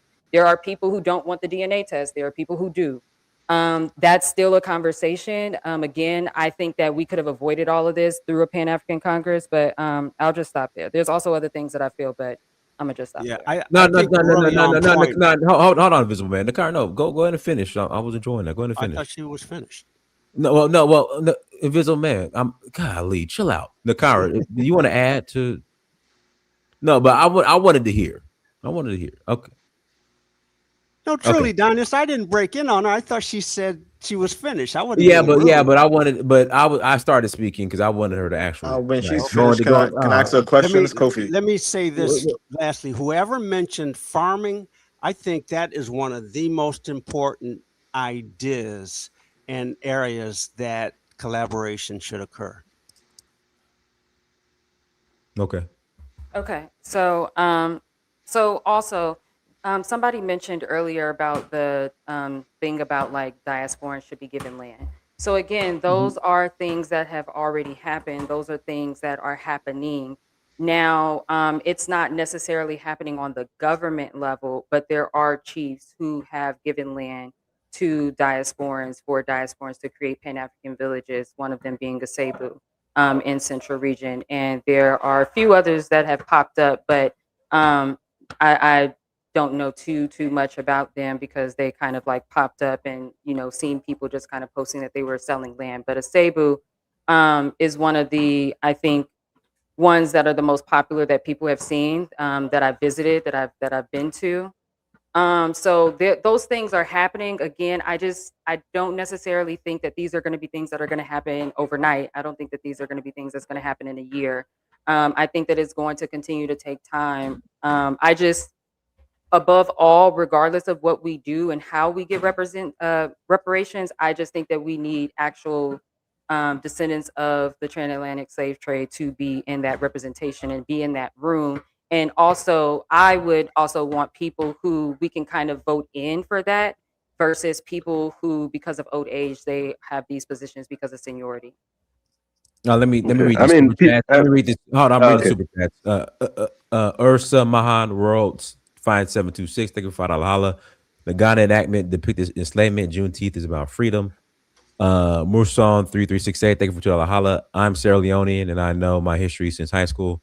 Murson 3368. Thank you for $2. Black Americans enslaved and sold Africans also. I need to see the facts on that. Passport King, go ahead. Yeah, I was just going to say that before he comes on. Let me pass the mic to Passport King. Go ahead, Passport King. Okay, no problem. Excuse me. Good afternoon, everyone. Can you hear me clearly? Yes. Go ahead. Yes, I'm going to jump right into it. There's so much to unpack, but hey, told you so. I'm a friend of the show. I'm a friend of the show. It's been a while since I've been here, but look how quickly in such a short amount of time. Man, Louis, be quiet. Go ahead, Passport King. Look how quickly in a short amount of time since Ghana's president, I'm going to try to be as respectful as possible to him. I don't respect him, but I'm going to try to address him by his proper title. When he came to America, but I will say this much, to run that scam at the UN, and many FBAs protested, on many, not just FBAs, people that go by freedmen or they go by FBA, Financial Black American, people that go by ADOS, American Descendants of Slavery, even people that go by DOS. We was all like, nah, this ain't right. And we was shouted down. We shouted down by other people in the diaspora, especially from the continent, but not only in the continent. Oh, we need to be quiet. We can't do this on our own, blah, blah, blah. And that's happened even on, no disrespect, on this program, like, oh, we need to step back and let him take the lead. Okay. Now, before we get to this this so-called slavery enactment, it's not just tacky, it's worse than that. It's mockery. Wasn't it just last month that Ghana's president talking about he's accepted the apology for the Vatican for their role in slavery? Or I don't know, maybe I was hallucinating. I'm not on drugs or nothing, but maybe I hit my head, it was hallucinating. Didn't that just happen last month? If I'm wrong on that, someone please let me know. Did that actually happen? That Ghana's president accepted the Vatican's apology for slavery, and now we get this. You see why there was so many voices that was saying, look, President of Ghana, whatever you want to do with the Caribbean or West Indies, whatever term they prefer, you want to do with Brazil, they're cool with that, fine, y'all do what you got to do. But as for us here in the United States of America, and no, we are not African Americans. We reject that term, the majority of us. The delineation movement is growing. Everyone don't go by FBA. Some go by ADOS, some go by DOAS. But this African American term, it died with Jesse Jackson. And let me speak on that briefly. And please, Africa, don't take this as an insult. I know you're going to deny this, but I was listening very carefully. I got a very good memory. Shortly before you concluded your speaking, you mentioned African Americans, but then you mentioned blacks in the Caribbean. I found that interesting. Why did you say? Hold on! Don't cut me off yet. You said idiot. He said African American, but he said blacks in the Caribbean. How come you didn't say Africans in the Caribbean? See, this is the problem that we have right here. Everyone wants to Africanize us here in the United States and make it seem like we're displaced Africans. We somehow either don't belong in America, we need to go back to the motherland. But you didn't say, and I'm not trying to pick on you, African, I'm just using an example. You didn't say Africans in the Caribbean, you said black. So how are people in the Caribbean or West Indies, whichever term you want to use, how are they black? And they don't address themselves as black in their country. They just go by their nationality, but we're Africans. You see this massive cognitive dissonance that's going on here. And again, I'm not trying to African American just sounds better. Can you go let him answer the question? Go ahead. Go ahead, Okay. Africa. Yeah, it's what the African American tend to be the most of them tend to address themselves as African Americans, and Caribbeans. We know that they.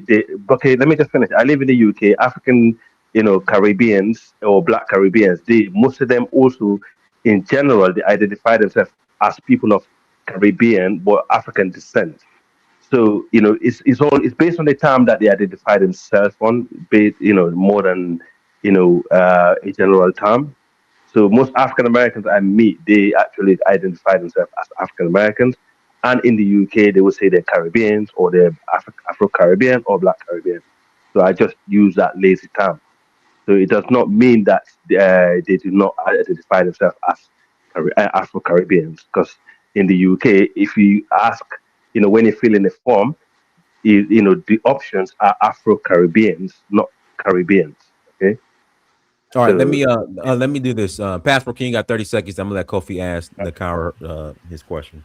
So, to wrap it up in a nice little bow, this slavery mockery, and that's what I'm gonna call it, it's not tacky, it was mockery. I know people are gonna try to make excuses. They didn't know any better. They mean it was it was beyond insulting. It was plain mockery. That's just the final nail in the proverbial coffin of whatever allyship with Ghana. We don't need their help. We don't need the You president guys of Ghana. pick and choose when to be African. Yeah. No. We don't need neither Ghana, any other country. Hold on. We don't need Ghana's help. We don't need any of the other 53 African nations' help. We don't need the so-called Caribbean or West Indies, whichever term we use. We don't need their help. Who is we? Foundational Black Americans, ADOS. I know those two got their issues, but I'm just naming all the groups. Foundational Black Americans, ADOS, DOAS, Freemen. We know our government. We're more than capable of dealing with the United States. Okay, let me pass the mic. Go ahead, Kofi. Ask your question. Yeah, I just want to push back on Nakira a little bit. I know she threw a shot because I was excited and shit. I don't really get a chance to have these conversations, so I admit I wasn't too excited. But I would like to push back on Yeah, these our elders are old, right? The chiefs, the people in political power, and the diaspora and elders and leaders, they're old. I would like to push back and say we don't have to ask their permission, and they do not have to platform us. To me, O'Shea Duke Jackson has the platform. He to me he has the biggest platform, and I believe it goes by that. Whoever has the attention, and I think we could escalate right our attention to the highest level of who's getting the attention on YouTube or on social media. Period. We have the technology, we have AI, we have the know-how, these conversations to start these platforms ourselves and never ask them for permission. They don't have to put us on It was because supposed to be a question, Kofi. obviously they don't know what they're doing. The question I want to ask, do you think we need their permission? Or can we just take it over? That's what I want to ask. That's it. So as I stated before, I would like for there to be a voting system so that people can vote who they want to represent them.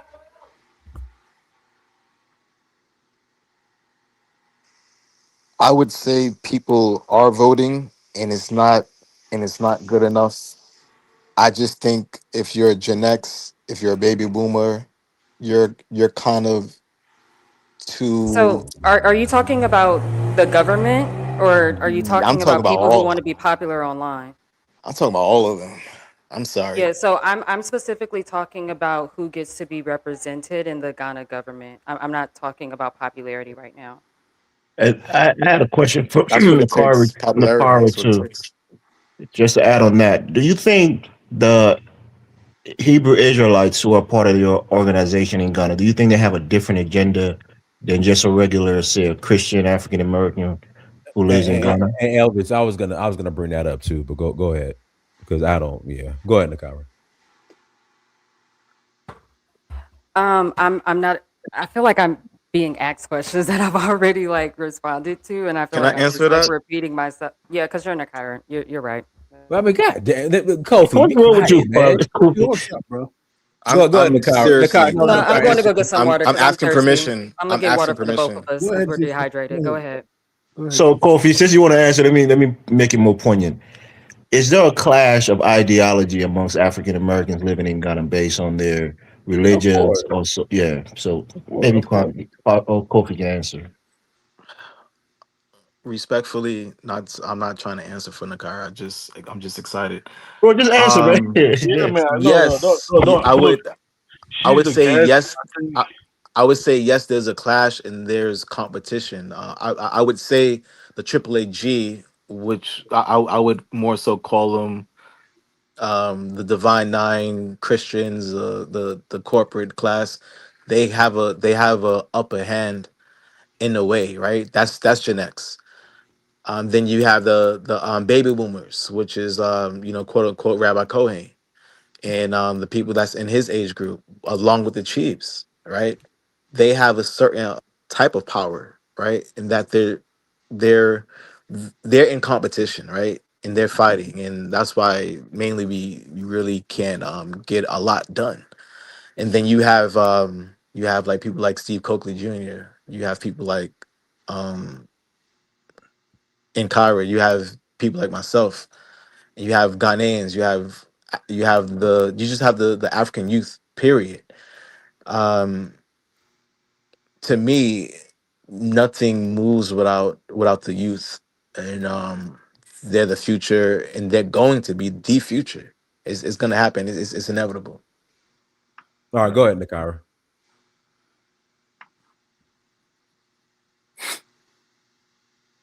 This Nakira? Yeah. You, not the Oh, Kofi Nakara. You Nakara. okay. I don't remember the question.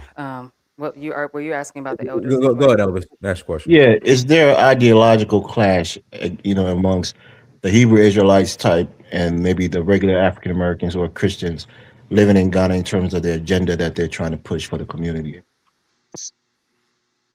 So I can't speak for other Black Americans because I'm not Christian nor Muslim or Catholic or any of those. I think that here in America, Black Hebrews have a different agenda. They preach a very specific message that I don't benefit from and that I don't believe in. And so I don't personally believe that religion needs to be that close to anything governmental, social, and those types of things. Now, I will say the Asebu Pan-African Village is not a Hebrew organization, and I want to make that clear. I've also interviewed people who live in Asebu, so you can hear their story for themselves, and there's also recent interviews as well. But for me personally, I don't want religion to be that close to certain things. Now, everybody's going to have their traditional beliefs and all of that. I just think that when you ask, is it an ideological clash? I mean, yeah, it's automatically an ideological clash because you have people coming in identifying as a very specific thing while also representing the Black American diaspora. So I would personally, if people are going to be identifying as those things, then I would want people to have their own groups instead of people coming into organizations and noticing that there is favoritism or there are things being only done for certain groups or whatever the case may be. And I'm not saying that that's happening. I'm saying that's a normal thing that will happen. So for me personally, I don't feel represented by that. I haven't benefited from that. All right, let me pass the mic to Tony Red. Go ahead, Tony. Unmute yourself. Hey, what's going on, y'all? I ain't really got nothing on that topic because I'm not from Africa. I'm an American. I just don't be understanding the problem what Africans got about us Black Americans, like having our own culture and our identity. I don't appreciate how everything we do, people try to grift off of it, and then especially when they talking like they got some type of moral high ground when it was in fact those people over there is the ones who sold the majority of the people that's in the black folks in the Caribbean. Because only 2 or 3% made it to North You America sold people too. in the first place. What about the Christians and Muslims that? What about the Christians and Muslims that sold Black people into slavery in Africa? Like, are You you still sold with people That Abraham ain't too. got nothing to religion? do with the Black American. Well, I mean, let him speak. It's his turn. It have nothing to do Hey, Tony, Tony, your connection is bad. Your connection is bad. Now you froze. You probably Is it turn off still your bad? video. Yeah. You got a little bandwidth, brother. You ain't got that 5G. Turn off your video. All right, go Yeah, ahead. I did. Let me just leave and come back. No, you're fine. Go ahead. Yeah. Okay, well, basically what I'm saying is when Africans come to America, we rock out with y'all. We let y'all do what y'all do. We see y'all embracing y'all culture, and we say, okay, already, my African brothers in Zimbabwe already. You know, we funny, so we be fucking with y'all like that. But at the end of the day, we accept y'all for who y'all is, and for the most part, we ain't gonna try to come into y'all and tell y'all who y'all is. We're not gonna do that to y'all. Y'all have this superior complex with y'all selves where y'all feel like y'all smarter than us because it's propaganda that y'all seen that the white man gave you on TV. A lot of people come down here with a false pretense of what a Black American even is. And then when we say things like we have American Indian roots and stuff like that, a lot of y'all smirk it off and you laugh and you say you just don't know your country. And y'all say that, oh, and I feel like that's some lame ass shit, bro. And that's why I'm trying to tell y'all. Jesse Jackson is the reason why y'all saying African Americans right now. That shit No, was he's in not.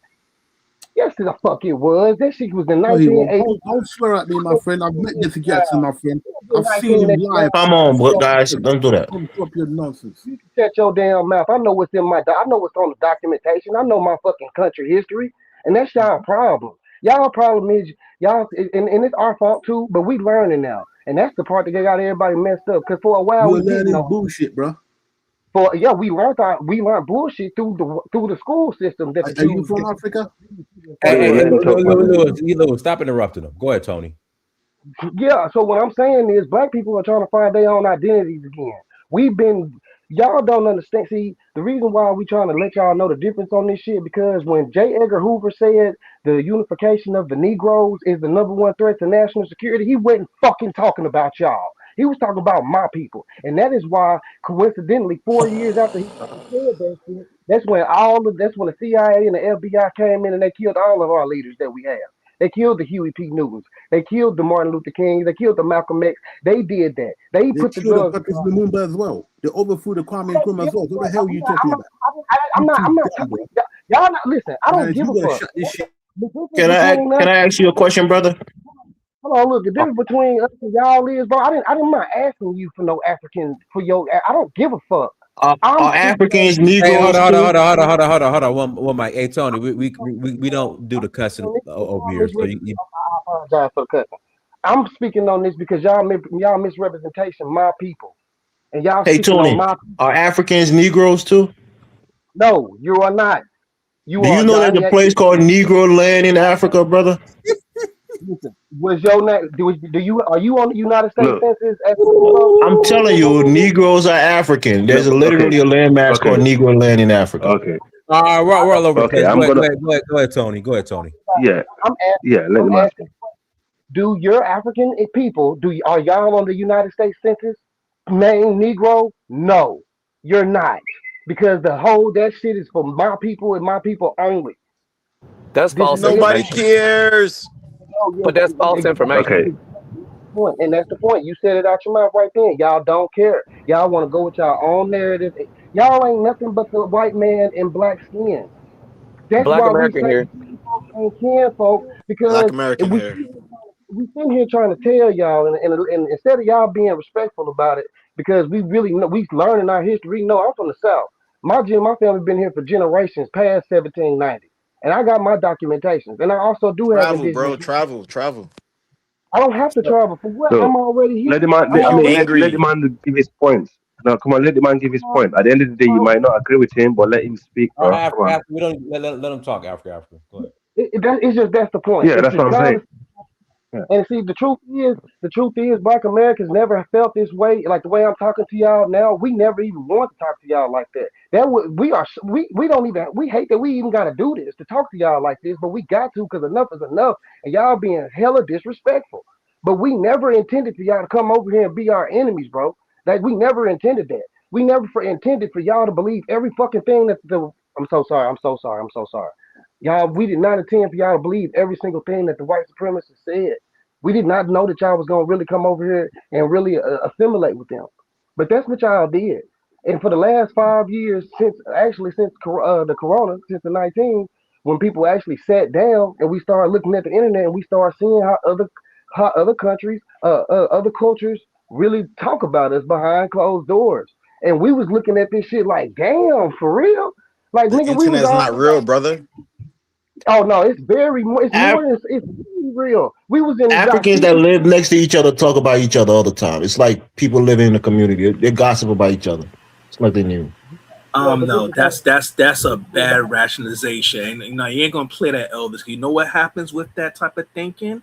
We get the Congressional Black Caucus of the United States, where half of them are black immigrants, and they constantly undermine black Americans, and they push agendas that harm my people. So no, So how would you no, replenish your numbers? we're not gonna downplay Without racism Africa, how or would you love. replenish your numbers? What was the statistic? What do you mean without Okay. Africa? We don't need Guys, Africa. Y'all the ones that need Because us. your birth rates are low. Your birth rates are too low. May I? What do you mean the birth rates are too May low? I say That's something, right? easily fixed. Guys, So there's a data point he said about the Black If there's Caucus is 50% immigrant. Is if that there's right? one thing I can agree on, That's not even true. if there's one thing I can agree with, Can we if fact there's one check thing I that? can agree on, Y'all go ahead that and talk, but can we fact check Africans, some of the African stuff? Americans, or FBA, the FBA, the so-called FBA or African Americans, I agree, they will have to form their own group away from Africans who migrated to the US. The reason why I'm saying this is based on personal experience, and you look at the political, for political reason, for legal reason. I mean, in the UK,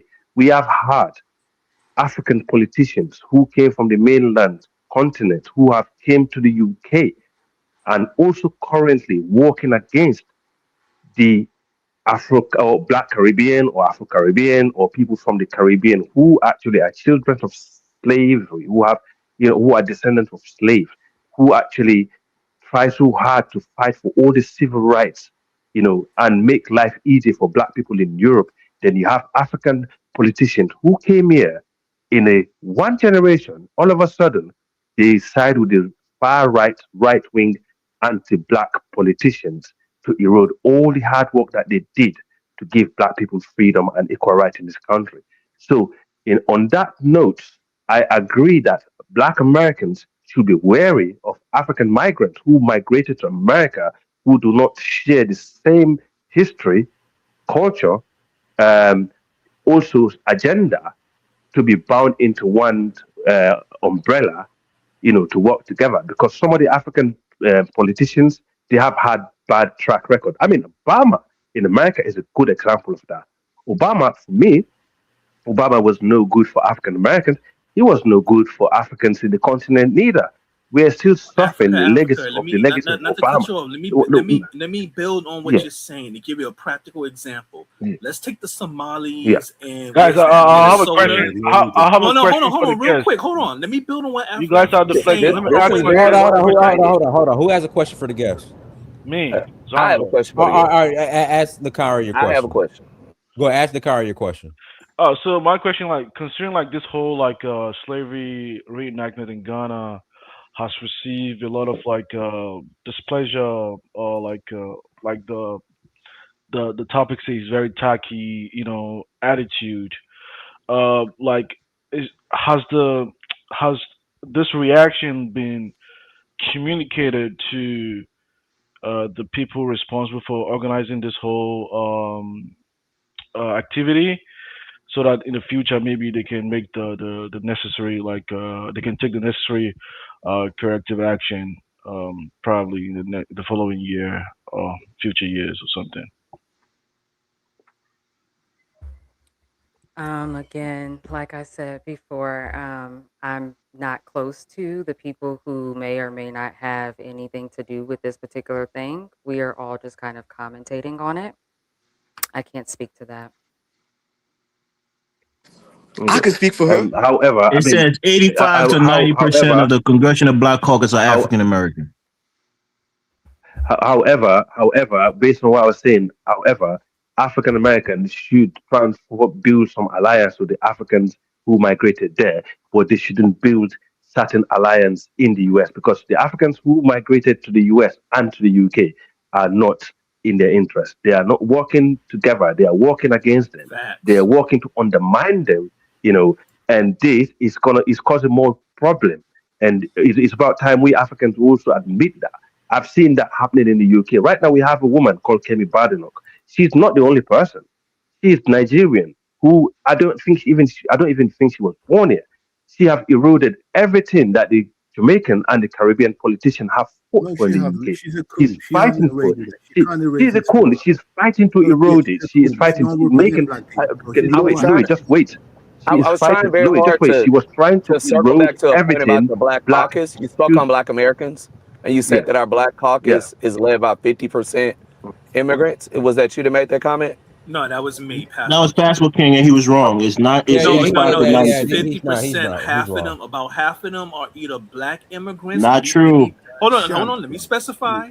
Half of them are either Black immigrants or first-generation Black Americans. Not true. 85 to 90% are African American. No, they're not. Can I be in this conversation with y'all? Hey, am I allowed in this conversation at all? All right. So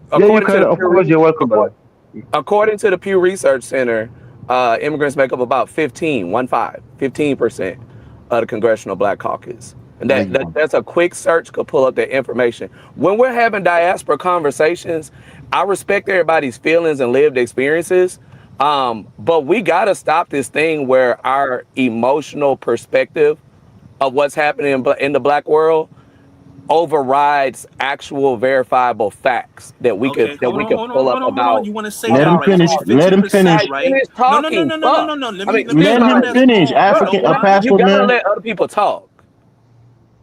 Dang. Like, that's what I'm saying. Like, every diaspora conversation I get in, when we start talking about some real stuff that we really need to talk about, men, as Black men, all the Black men get emotional We start talking over each other. We start silencing black women. We start silencing each other. And it turns into this back and forth about my country is better than yours. My group is better than yours. And that does nothing to uplift Africans or black Americans. When we're talking about black politics, which we need to talk about in each country, we need to have some type of fact checking going on in these conversations. Otherwise, what's the point? If we're going to get in and we're just going to give our black imagination of what's going on, I don't see how this is helpful to the diaspora. I mean, also we're sitting there bashing Ghana. What about Nigeria? Nigeria, where most of the slaves came from. At least Ghana is trying to do, rightly or wrongly, Ghana is trying to do something. What about Nigeria? That's been totally muted. The so-called giant of Africa. What have Nigeria ever done? Even to actually open their mouth to say something in the African Union or United Nations level. So, I mean, rightly or wrongly, we can blame Ghana or, praise them. But at least they are trying to do something. Let's be realistic about this. But however, I totally agree with African American on this concept that Africans do not represent them in the West. They don't have the same interest. And this have been proven to be the case. And when you talk about Pan-Africanism, it's actually a concept of black people in the West, and is a concept that also worked to help liberate Africans in West Africa who were still actually selling themselves as slaves, even when they was fighting to stop slavery, from the outside. So we need to recognize that us as African people, and we were heavily involved in the as the brother just said, transatlantic slave. When it comes to decision making in politics in America, the Congressional Black Caucus is 85% African American. They're the ones who are pushing the agenda. Yeah, Elvis, It's not the Africans. Elvis, that talking point that the CBC is predominantly immigrant. I don't know why they bring that up. It's been debunked, but yeah, it's annoying. But. So Africans are not making political decisions for African Americans. Hold on, Elvis. Go ahead, Nakira. Oh my God. So as I mentioned before, the fact that we don't have a lot of diaspora representation, again, I think is one of the bigger issues, because it's not just within the Ghana government, it's also within like the U.S. Embassy and other institutions, which is why I mentioned earlier about like the citizenship program that has most recently this year been finalized in a particular type of way. You guys have probably seen. So I'm just sorry, I forgot my train of thought. I forgot what he was talking about, because there was another point that I wanted to mention. What did Elvis just say? Elvis, what was your question? We're talking about the African making political decisions for African Americans. Yes. So I do think that, like with Ghana, right, when you become a citizen as a diasporan, you do have the ability to vote. However, we do not necessarily have the ability to be a part of certain political structures. So I do think that that is also something that, which is already on the table. They are currently trying to go back and forth about if people with dual citizenship should be able to be a part of the parliament and things like that. So I do think that that is a reasonable conversation, but I do want us to understand that, like, as Black Americans, our relationship with the U.S. government, and not having, a great relationship with the U.S. government also plays a role in how we as Black Americans are being represented by our U.S. ambassador to Ghana, because the U.S. ambassador to Ghana is a white woman and has been for quite some time. So so I do agree that is one of the things that, a part of the list that I was mentioning earlier, that is one of the things that I think should be up for discussion. However, as I mentioned before on I think the last pod that we did with Dynas, I have seen Ghanaians have this conversation online about the Black Americans are going to do Liberia to us thing, which I think is really unfair. But I just want to put that out there, that I do think that it's one thing, because I know people feel a way about people being able to be in our politics here in America, but just also understanding that we do not control that and all of that. But I do think that we as the diaspora should be able to play a role, at least. Yeah. Can I speak, Dennis? Go. Well, let me pass it back to Passport King first. Oh Lord, boy. Oh, he go ahead, Passport King. Yeah, let me address a point earlier. First of all, even hold on. Can I finish my thought? No, you're the man in high castle, you fucking asshole. We know you're gonna bullshit. Hey, Lewis, come on, let him speak, Lewis. What are you drinking over there? Are you drinking some illegal African liquor Okay, go ahead, bro. or some fermented tree bark? What are you on right now? All right, go ahead, Pastor King. Go ahead. Yeah, let me address this point that was brought up at least 2-3 different times as oh yeah, we got you because y'all own slaves too. It was mentioned at least 2 or 3 times about Black Americans owning and selling slaves. I've spoken about this before in a previous show, and this is well documented. Many of the Black people that brought slaves were buying their family out of slavery. But see, they want to spin it like, oh yeah, Black people had these large plantations. They had other Black people working on it. No, they will go, they will make money and buy out a family member, whether it be a wife, husband, child.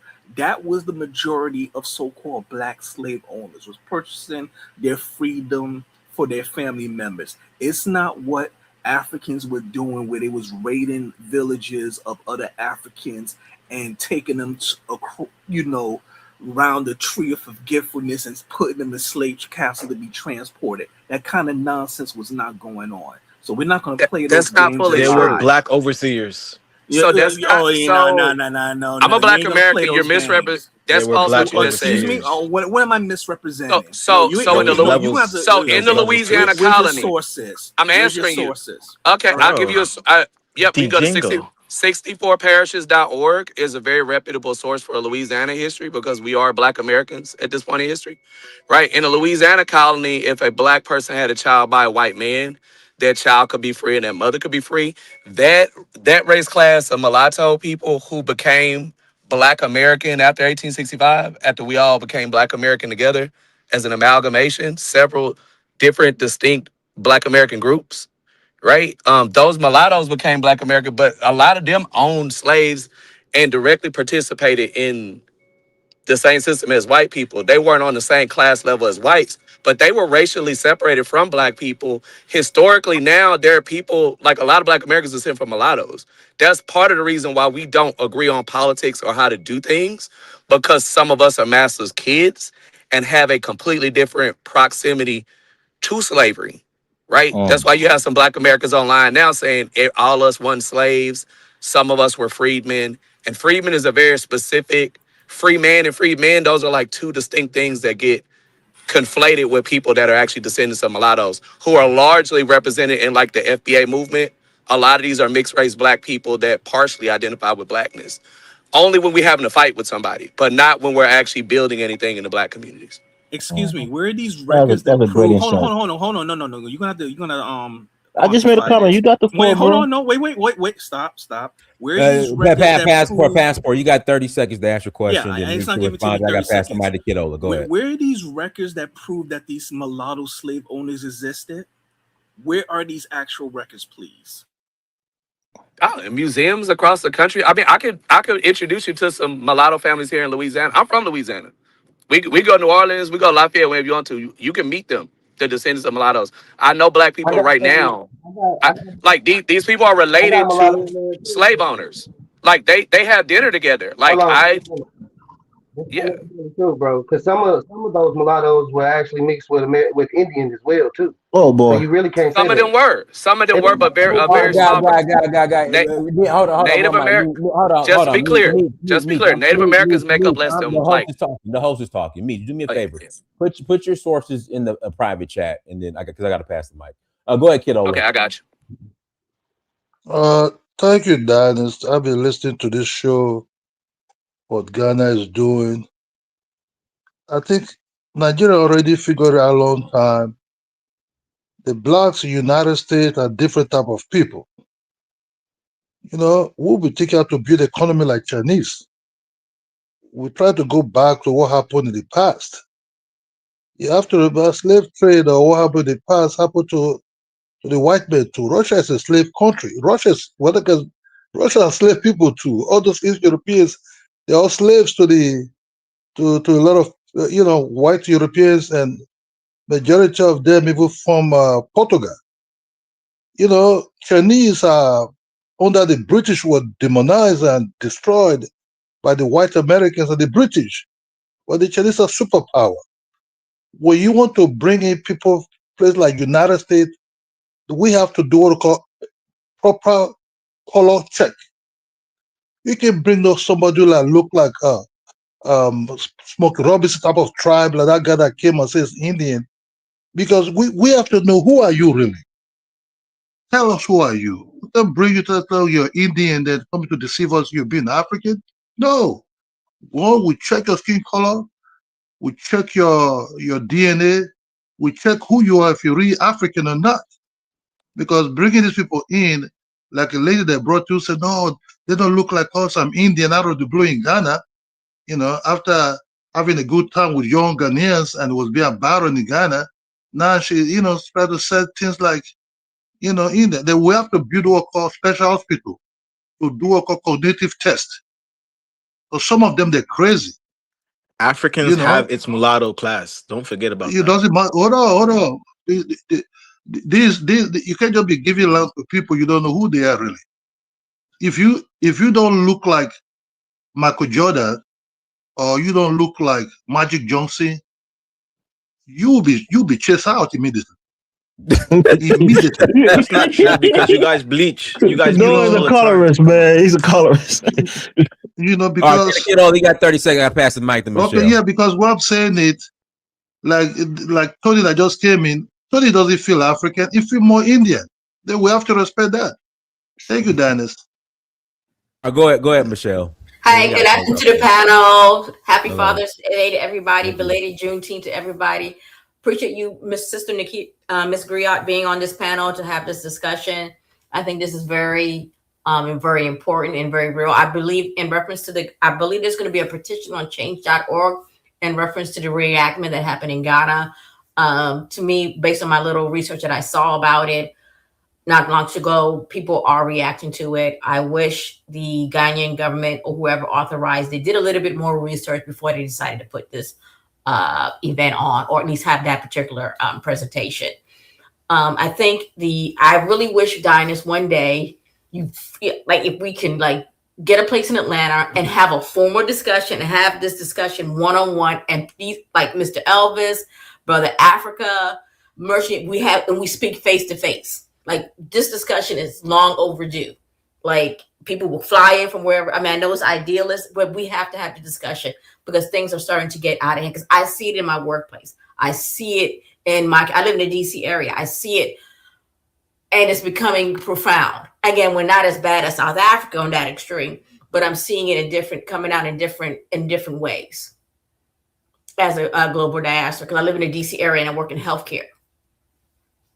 And so these are very, very real concerns as if we're going to grow as a diaspora.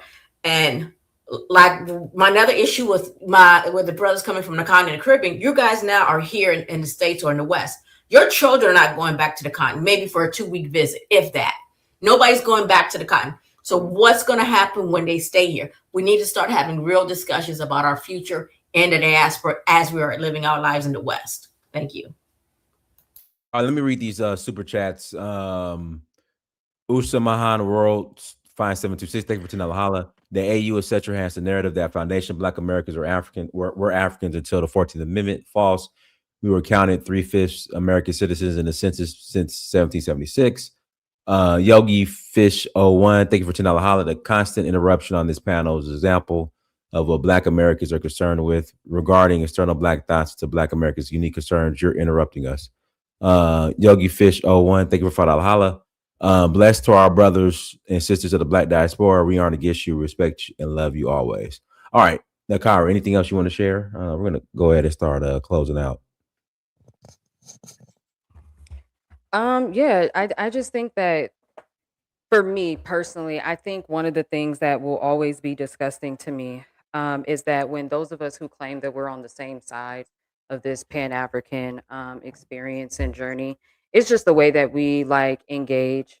You know what I mean? Because it's one thing to always have words for your quote unquote ops, but I think we have a lot of kinks to do.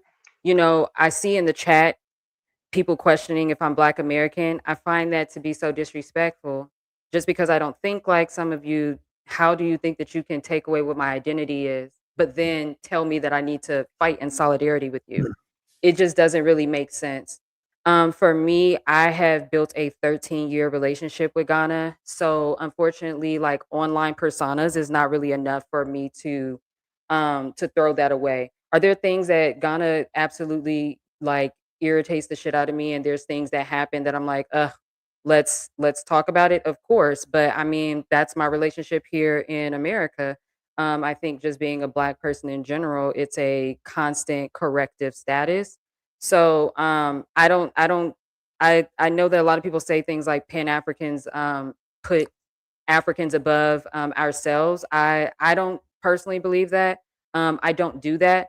I just think that there's a lot of different ways that we can critique each other and challenge each other, especially, and let me make this disclaimer. I think when we are talking about Africa, especially, those of you who have no interest in Africa, it becomes unfair to have a conversation, right? Because if you already don't have an interest in Africa, you don't need to convince me how you feel because I'm not convincing you how I feel about it, right? So I just hope that like wherever people are in their journey, whether you are anti or for it, just also understand that like if we're going to be this Black community that we all know is not necessarily on the same page, a part of being in unity together is to still be able to help out each other whether we are on the same exact fight or not. All right. Yeah, I mean, good point. Let me pass the mic to Tarhaka. Go ahead, Tarhaka. Man, I was trying to get on a while now, bro. What is up? You on now, Taharka? You on now, Tarhaka? Yeah, that's all I can say. You on now? Go ahead. All right, and I did wish you happy Father's Day today. I didn't get no response. I was gonna respond to everybody because I got like 100 of them, so I was gonna respond before I went to bed. Go ahead. All right, cool. He left you on red, Taharka. Yeah, the people that I wanted to reference, it looked like they left the show, but I didn't know that did they was it some kind of play that they put on? You said they reenacted. Was it a play? Yeah, I played it at the beginning. Yes, it was a play. Okay, no, I didn't get to see yet. I got you know where I could go watch it, Dinus? I saw it's on X. I just typed in Ghana Re-Enactment slavery and it came up on X. Okay, all right. So you can go ahead because I got to see before I could comment on it. So you could go ahead. Next person. Okay. I mean that's it. Go ahead, Africa. I know you want to say something. Yeah, I mean, I do, thank the sister for coming on because the reality is we, Black people in the West, us Africans who migrate to America, and to the UK, we need to work with our African American brothers and what you call the Black British, or who are Afro Caribbean descendants, over here because the reality is these people been here longer than us, and I learn a lot from them, from schools, skills, culture wise, and they learned a lot from me being here. We shouldn't be afraid of each other. We know the history of slavery is really bad. We need to, find a common ground instead of arguing online and spreading hate between one another. I mean, look at what's happening in South Africa. If that could be the extreme of the situation that we could find ourselves in the West. We have loads of reasons to unite us and we have loads of reasons to divide us. So let's just work together. I mean, African people in general, they're quite tribalistic and quite divisive, before they go to the West. So they already have this sort of mindset. So I actually advise the Black people in the diaspora to be aware of that. So do not take them too serious when it comes to certain things and how they express themselves. And the people that have been to Africa know that better, So these people are highly divisive, and that's how they manifest themselves when they come over here. That's one of the reasons why they don't actually really mind racism. They can put up with racism because they've been dealing with tribalism. It's a cultural difference, and that's why I think African Americans and Africans are totally different, people in a different way. Even though we have high African descendant, you guys have, high level African descendant, but the culture is different. and Africans have to respect that. They go over there, they live in a community, and they coexist. They should respect you guys, and I think that is definitely something that they shouldn't be ignored, because ignoring that can cause problem in the future. I pass the mic. Thank you. Dennis, let me just say this quickly, right? No, I So, gotta read the super chat. okay, Say read the James super chat. 56, thank you for $5 holla. I challenge Sport Passport King to provide 2 names from the Congressional Black Caucus with West or Central African heritage. Go ahead. Yeah, so those of us who are Africans who live in the United States, I live in a city outside of Minneapolis here. That is, if I could tell you, if I could look for a political organization that is led by African Americans, where Africans can join and be a part of a political voice, it's hard to find them. So when people talk about politics, most Africans have to find their own organizations, to help with their own diaspora groups, and maybe even have a political, leaning towards that group. But I'm saying it's not a national organization of political activism or political, packs where Africans who come into this country can be lured into or be, recruited into, so that we can have one voice as Black people. So how do we allow African Americans to lead when it comes to politics when there's not an organization that's telling us, oh, hey, you just came from Ghana, you just came from Liberia. If you're a citizen, you can join us. This is what we're about. We're Black led. We're gonna, we're pushing for this political ideology. There's nothing like that. So we're just scattered, and everybody is for himself when it comes to forming a political ideology. African Americans don't have the organization or the political, groups to steer Africans to a direction that politically we can all coalesce around Yeah, and vote as a voting bloc. Dinus, can I I, respond to Elvis, that real that's a maybe good quick? not point. Minneapolis, but they have them Dinus, other places, like New York. That's a good Here in point. What is Atlanta, it they have called? other What is it places. called, for Dinus, example? can I respond to that briefly? Yeah, that was director. Go ahead, Pat. The Africa Center. Yeah. No, let me respond to that briefly. Cause see, I see this the problem with diaspora immigrants. Y'all think you know, but you are very ignorant of U.S. history. We have had many organizations who are U.S. slavery descendants, free men. Now some go by FBA, some go by ADOS, DOS. You know what's happened? Things like COINTELPRO, things with people getting assassinated. Whenever we get an organization, at first they just watch. And then when they start making moves, they start infiltrating, they start turning people get arrested, people die. So isn't it that, oh, we're helpless, we don't know what to do? Every time we get an organization that's effective, various forces, some usually it's the corrupt government, but guess what? It's unfortunately sometimes it be our own people. They get a sellout, and yes, sometimes it could be terrorists. That's why you don't see organizations. So guess what? It doesn't mean that organizations don't exist now. It means we adapted. It means that we figured out, okay, there's a reason why, and y'all hate this man because y'all think he's the boogeyman. But I'll say it real quick. Tariq Nasheed, y'all think he's the leader of the FBA, but FBA is a lineage. There's a reason why he says he's not the leader. It's not that he's a coward, because he knows that leaders get taken out. So we figured out, okay, we can't have a traditional organization in the way it used to be because they know how to crush that. We got to think and move differently. And I'm going to say this one final point. You think there's no organization? You know what just happened recently as of the Rick Child verdict, but it's actually bigger than the Rick Child getting away with the murder of that young teenager Cyrus from you know what in the back. There's right now a nationwide boycott of Asian-owned businesses in the Black community. At first, the Asians got online talking greasy, talking smack, but guess what? It's been barely 2 weeks.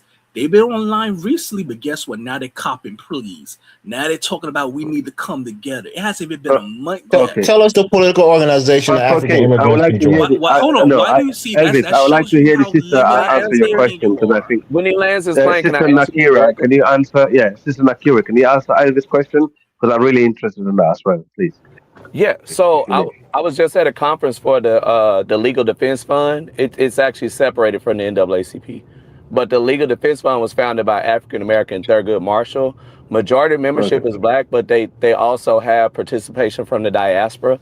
They very much Okay. recognize the diaspora. So if you go on their website or you reach out to the Legal Defense Fund, and the Legal Defense Fund they're separated from the NAACP because they handle the legal cases like what's going on with Carmelo. So they actually show up in communities all over the country and actually fight for Black Americans, they're also involved in Black immigration cases and situations dealing with ICE. So I actually met some people from Eritrea that were hosting a panel at the Legal Defense Fund conference back in New Orleans back in the fall, right? We're talking about a So political group.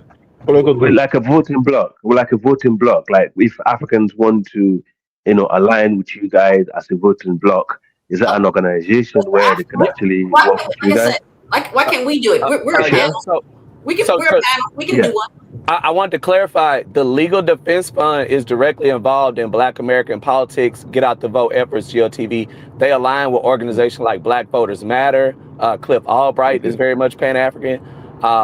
You know what I mean? Like these people, like they will be organizing your voting block. Matter of fact, Black Voters Matter, in addition to the Legal Defense Fund, they directly work with like Black immigrants, making sure y'all are represented, or if you are actually no longer an immigrant, you're naturalized, and you're now a citizen just like us, you have the right to vote. They definitely organize so that you guys are voting with us because you're still Black people, regardless of your citizenship situation. So And yes. see, those So organizations, there's some man, let me grassroots point this systems. out real quick. A lot of them organizations are very deeply tied with the DNC and Democrat. That's also You know, another hold on. reason If I can interject, Pastor King, I was going to bring that up. That like Black Voters Matter. That's a liberal DNC organization. Thank you. So So that's that is another reason false. why we're backing away from these so-called So organizations. before y'all take over the panel, We're so not holding the water for the before you take over the DNC panel, Cliff anymore. Albright is not a Democrat or a Republican. Never has No. been. You ain't gonna play those games. No. So You I'm ain't speaking gonna of facts. tap I'm not, dance through brother. that one. We That not women. organization is a Can we not DNC can we not go back and forth with each other? Can we be Yeah, men? but me, Can we talk? Why you have to refer to women in that way? the That's not fair. You don't host is refer talking. to women that way. The host is talking. Why did a man have to talk over me like repeatedly 5 the times? host is talking. The host is talking. Like so Meech, I'm on Black Voters Matter. I'm on their Instagram page. It's all liberal, far left leadership that's on this page. So I hear you, but Yeah, there's no such thing as liberal far left leadership in the Black community. That's disingenuous historically. you're being disingenuous by saying that. Thank you. You're And being he's been ahistorical. disingenuous on You're other being things before that ahistorical as by well. saying that. Literally. Is there a conservative organization that is recruiting Black people, Adonis, that we know about for Black conservatives? Okay. So y'all are Black But see, that's the conservatives. problem. No, I'm a liberal. See, I'm we just don't asking have to be Adonis conservative. because they have different ideologies politically. Y'all move the goalposts. We was talking about Black. Now y'all talking about conservative. These are non-partisan organizations I just named. They do not have a political position with a party. I'm looking at their page. They are definitely left. They're definitely DNC leaning. It's a DNC leading organization. They are not DNC leaning left. Like Yes, you're looking they at that are. page. Read the Black page. Vote Read it. Matters. That's DNC. There was another one called Black Know Voters Your Matter is not Representative DNC. or You're Black lying. Vote. They don't make you Okay. vote Democrat. Hold on. Stop. Hold on. It's a nonprofit. Meech. Hold on. I'm on here right now. They got Roland Martin on here. I mean, come on, man. There you What go. does that mean? What do you mean? What does that mean? Roland Martin is a conservative Negro. I just talked to Roland Martin like 3 weeks ago. You took the bag from Oh, man, Roland Kamala Martin is Harris. a multi-generational, wealthy Black man. This man has never lived in poverty. What are you talking about? Roland Martin knows. Are you crazy? Like I don't even know what y'all calling left at this point. Y'all some out of space Negroes. They're leftists, they're Y'all are space liberals, and then Negroes. they're centrists. Why are you calling Black people left? Roland Martin is more of a centrist than a leftist. A leftist is different than a centrist. That boy ain't no centrist. I'm Black. I don't know what y'all are. I'm Black. Black people have Black politics. It's not left or right. Multiple times after the Democrats have lost elections, when the very next day Roland Martin was on camera Brother, we're having a national debate. losing. Brother, we're having a national Black debate about voting rights for Black people. That's not right or left. Okay. We're having a civil rights fight right now. What is wrong with you Negroes? The host is talking. Is would you consider Joy Reid on the left? Yes. Okay. Joy Reid is on. Isn't she an immigrant? Joy Reid is on. No, she's not an immigrant. She's born here in America. Joy Reid. Oh, okay. What's her lineage? This is from Congo. Okay. No, she was born here in America. Her father is, I should say. I understand her She's first citizenship status. I didn't generation. ask her citizenship status. I said But alleged. the point I'm making is Joy Reid is on this Black Voters Matters page front and center. So I mean, come on. She is black. Yeah, black voters, Don. That's not saying vote a Democrat. You can be a black voter and still register and vote What are we Republican. doing right now? These What organizations. are we doing right Okay, now? so let me say this: Are they going to have Candace Owens on here? Are they going to have the in Florida the guy that's If she wants to be on here? What do you mean she wants to be? She can be on here. No, dude, they're clipping pages and just putting it on here. It's for black voters, Don. They don't need permission from Candace Owens to clip her on here. Hey, can we have some data real quick? So what percentage of black voters vote Democrat or Republican? Can we just start there? The majority vote Democrat, correct. Okay, so if we're mobilizing with black people, irrespective of what their political party is there not going to be an unintentional overrepresentation of Democrats in the room if we're talking to Negroes in large black populations that are majority Democrat districts? There you go. You see, you got it. But again, you're proving. So then you're proving my point that this is a DNC organization. No, it's a black organization. No, it's just that black people are just Democrats by a large percentage. That's all it is. And we're Democrats because of the '64 Civil Rights Act. Do you know what the Civil Rights Act is? I'm very, very aware. So you know about the party switch when black people only became Democrats because of civil rights, not because of left leaning, not because of socialist utopia, because they passed the Civil Rights Act. That's the only reason. They have policy. If we talk about policy, it doesn't matter if we talk about Democrat or Republican. I supported Republicans that were on board for prison reform and Democrats that were on board for prison reform because my goal was blackness. Prisons disproportionately affect Negroes. I don't give a damn if it's a Republican or a Democrat. Republicans supported legalization of marijuana. That affects black people. Guess what? I support those Republicans on marijuana, as well as the Democrats that support marijuana. I don't you vote on issues by issue basis. Yeah, I hear that. I hear that. Who has the best policies? Donnie is the black conservative. Just know that. I can tell that is the conservative. I can see that. No, I'm no party, and I'm friends with Republicans. I'm not liberal. I just do what makes the most sense. You vote by issue, yeah? I'm friends with Republicans. I'm black first. But what I'm saying is a lot of these. I'm glad you said that. I'm glad you said that. What I'm saying is a lot of these so-called black organizations are not black first. And I'm calling cap. They're left. And that's the problem, Diane. But Donnie, you know, when you get in that booth, they can't make you vote anyway. You vote the way you want to vote when you get in that booth. Diplomatic by calling them left. They're DNC You know who's not black first? Black nightclub owners are not black first. Let's tell the truth. Black rap artists are not black first. Black celebrities are not black first. Black podcasters are not black first. Half the Negroes got a white woman at home. Hey, that is the black podcaster. You say he's not black first? Rap artists are not in Congress making laws. So you just babbling. If you're going to go that far, talk about black garbage men. I said the black community is whitewashed as a whole. But the goalpost is moving because our black community is whitewashed. There's no aspect of black professional life. You got two people in the panel. You got to pass the mic. You got invisible man. I think everybody's smoking. But go ahead, Nakira. You can add to this. We definitely got to close on now. Go ahead, Nakira. I'm not really sure what the conversation is. So I mean, I'm not sure what the debate is about. Are y'all still talking about organizations? Who holds our best interest, the Dems or the Republicans? That's not the conversation.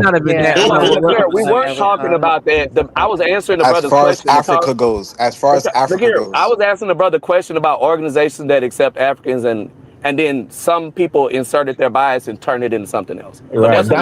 It was calling out the truth that the groups you mentioned. I was asking the question, Nakira, if there are organizations that black immigrants can get into and have black Americans steer them politically, because there's this accusation that black Africans immigrants don't like to vote with African Americans when it comes to politics. So are there organizations that's recruiting us, to join them so we can have a political unity between black Africans and black Americans? That's never going to happen. Mr. Elvis, my That's you. I was asking the car. But go ahead, Nakira. Go ahead, Nakira. Now pass it to Michelle. Do I personally know? No, because I don't do political organizations personally, because whether you are independent, Republican, Democrat, I think the bigger question is kind of like, why do we need a voting block for people to know what to vote for? Because the reality is that um, both times that Trump was in office, he implemented a either Muslim ban or an Africa ban.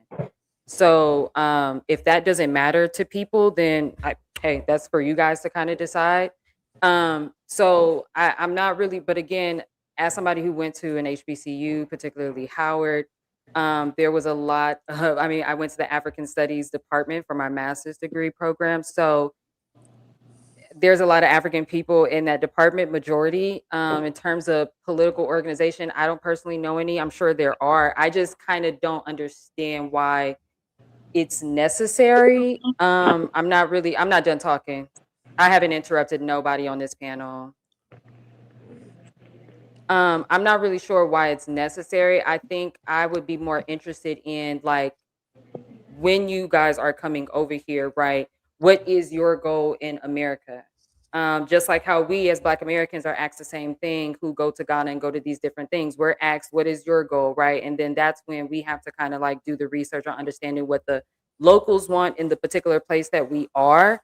So I think that, like, relying on organizations to kind of do the work that we could do on our own, I think has kind of been a part of the problem, because a lot of organizations, again, still have some type of bias to them, whether it's religion, whether it's political ideology and those types of things. So me personally, I feel like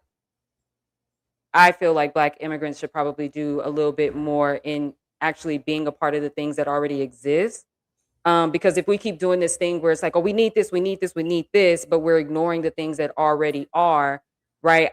I don't really understand why we need to keep kind of like reinventing something that still isn't really being done on our own. Because as we just seen, people have their own, some people are Republican or conservative and all those things. And I don't even understand how that's possible as a Black person or an African person. So that is on y'all, depending on what y'all care about. Like I said, there has been a Muslim and African ban with this administration twice. So I guess that is something that is liked. So yeah, I can't. That's all I gotta say on that. All right, go ahead, Michelle. Then we got to. Yeah, I like to pick it back off Ms. Griot. The concern I have, we don't have an economic power source, and I think once we have an economic base and a power source, then the politics and the other social needs will all fall in place. We don't have a power source like China, like the Koreans. They all have a power source, and that all guides what they need for their diaspora. And because of what has happened to us historically, I don't want to go into those details. That's why we have not been able to create the needed power source and that base that we need. So it guides us in all those realms of life. And again, like I said, this is a good discussion. Again, I wish I had the resources and the power to actually take this to a whole nother level. But, all this back and forth, we do have to identify when you,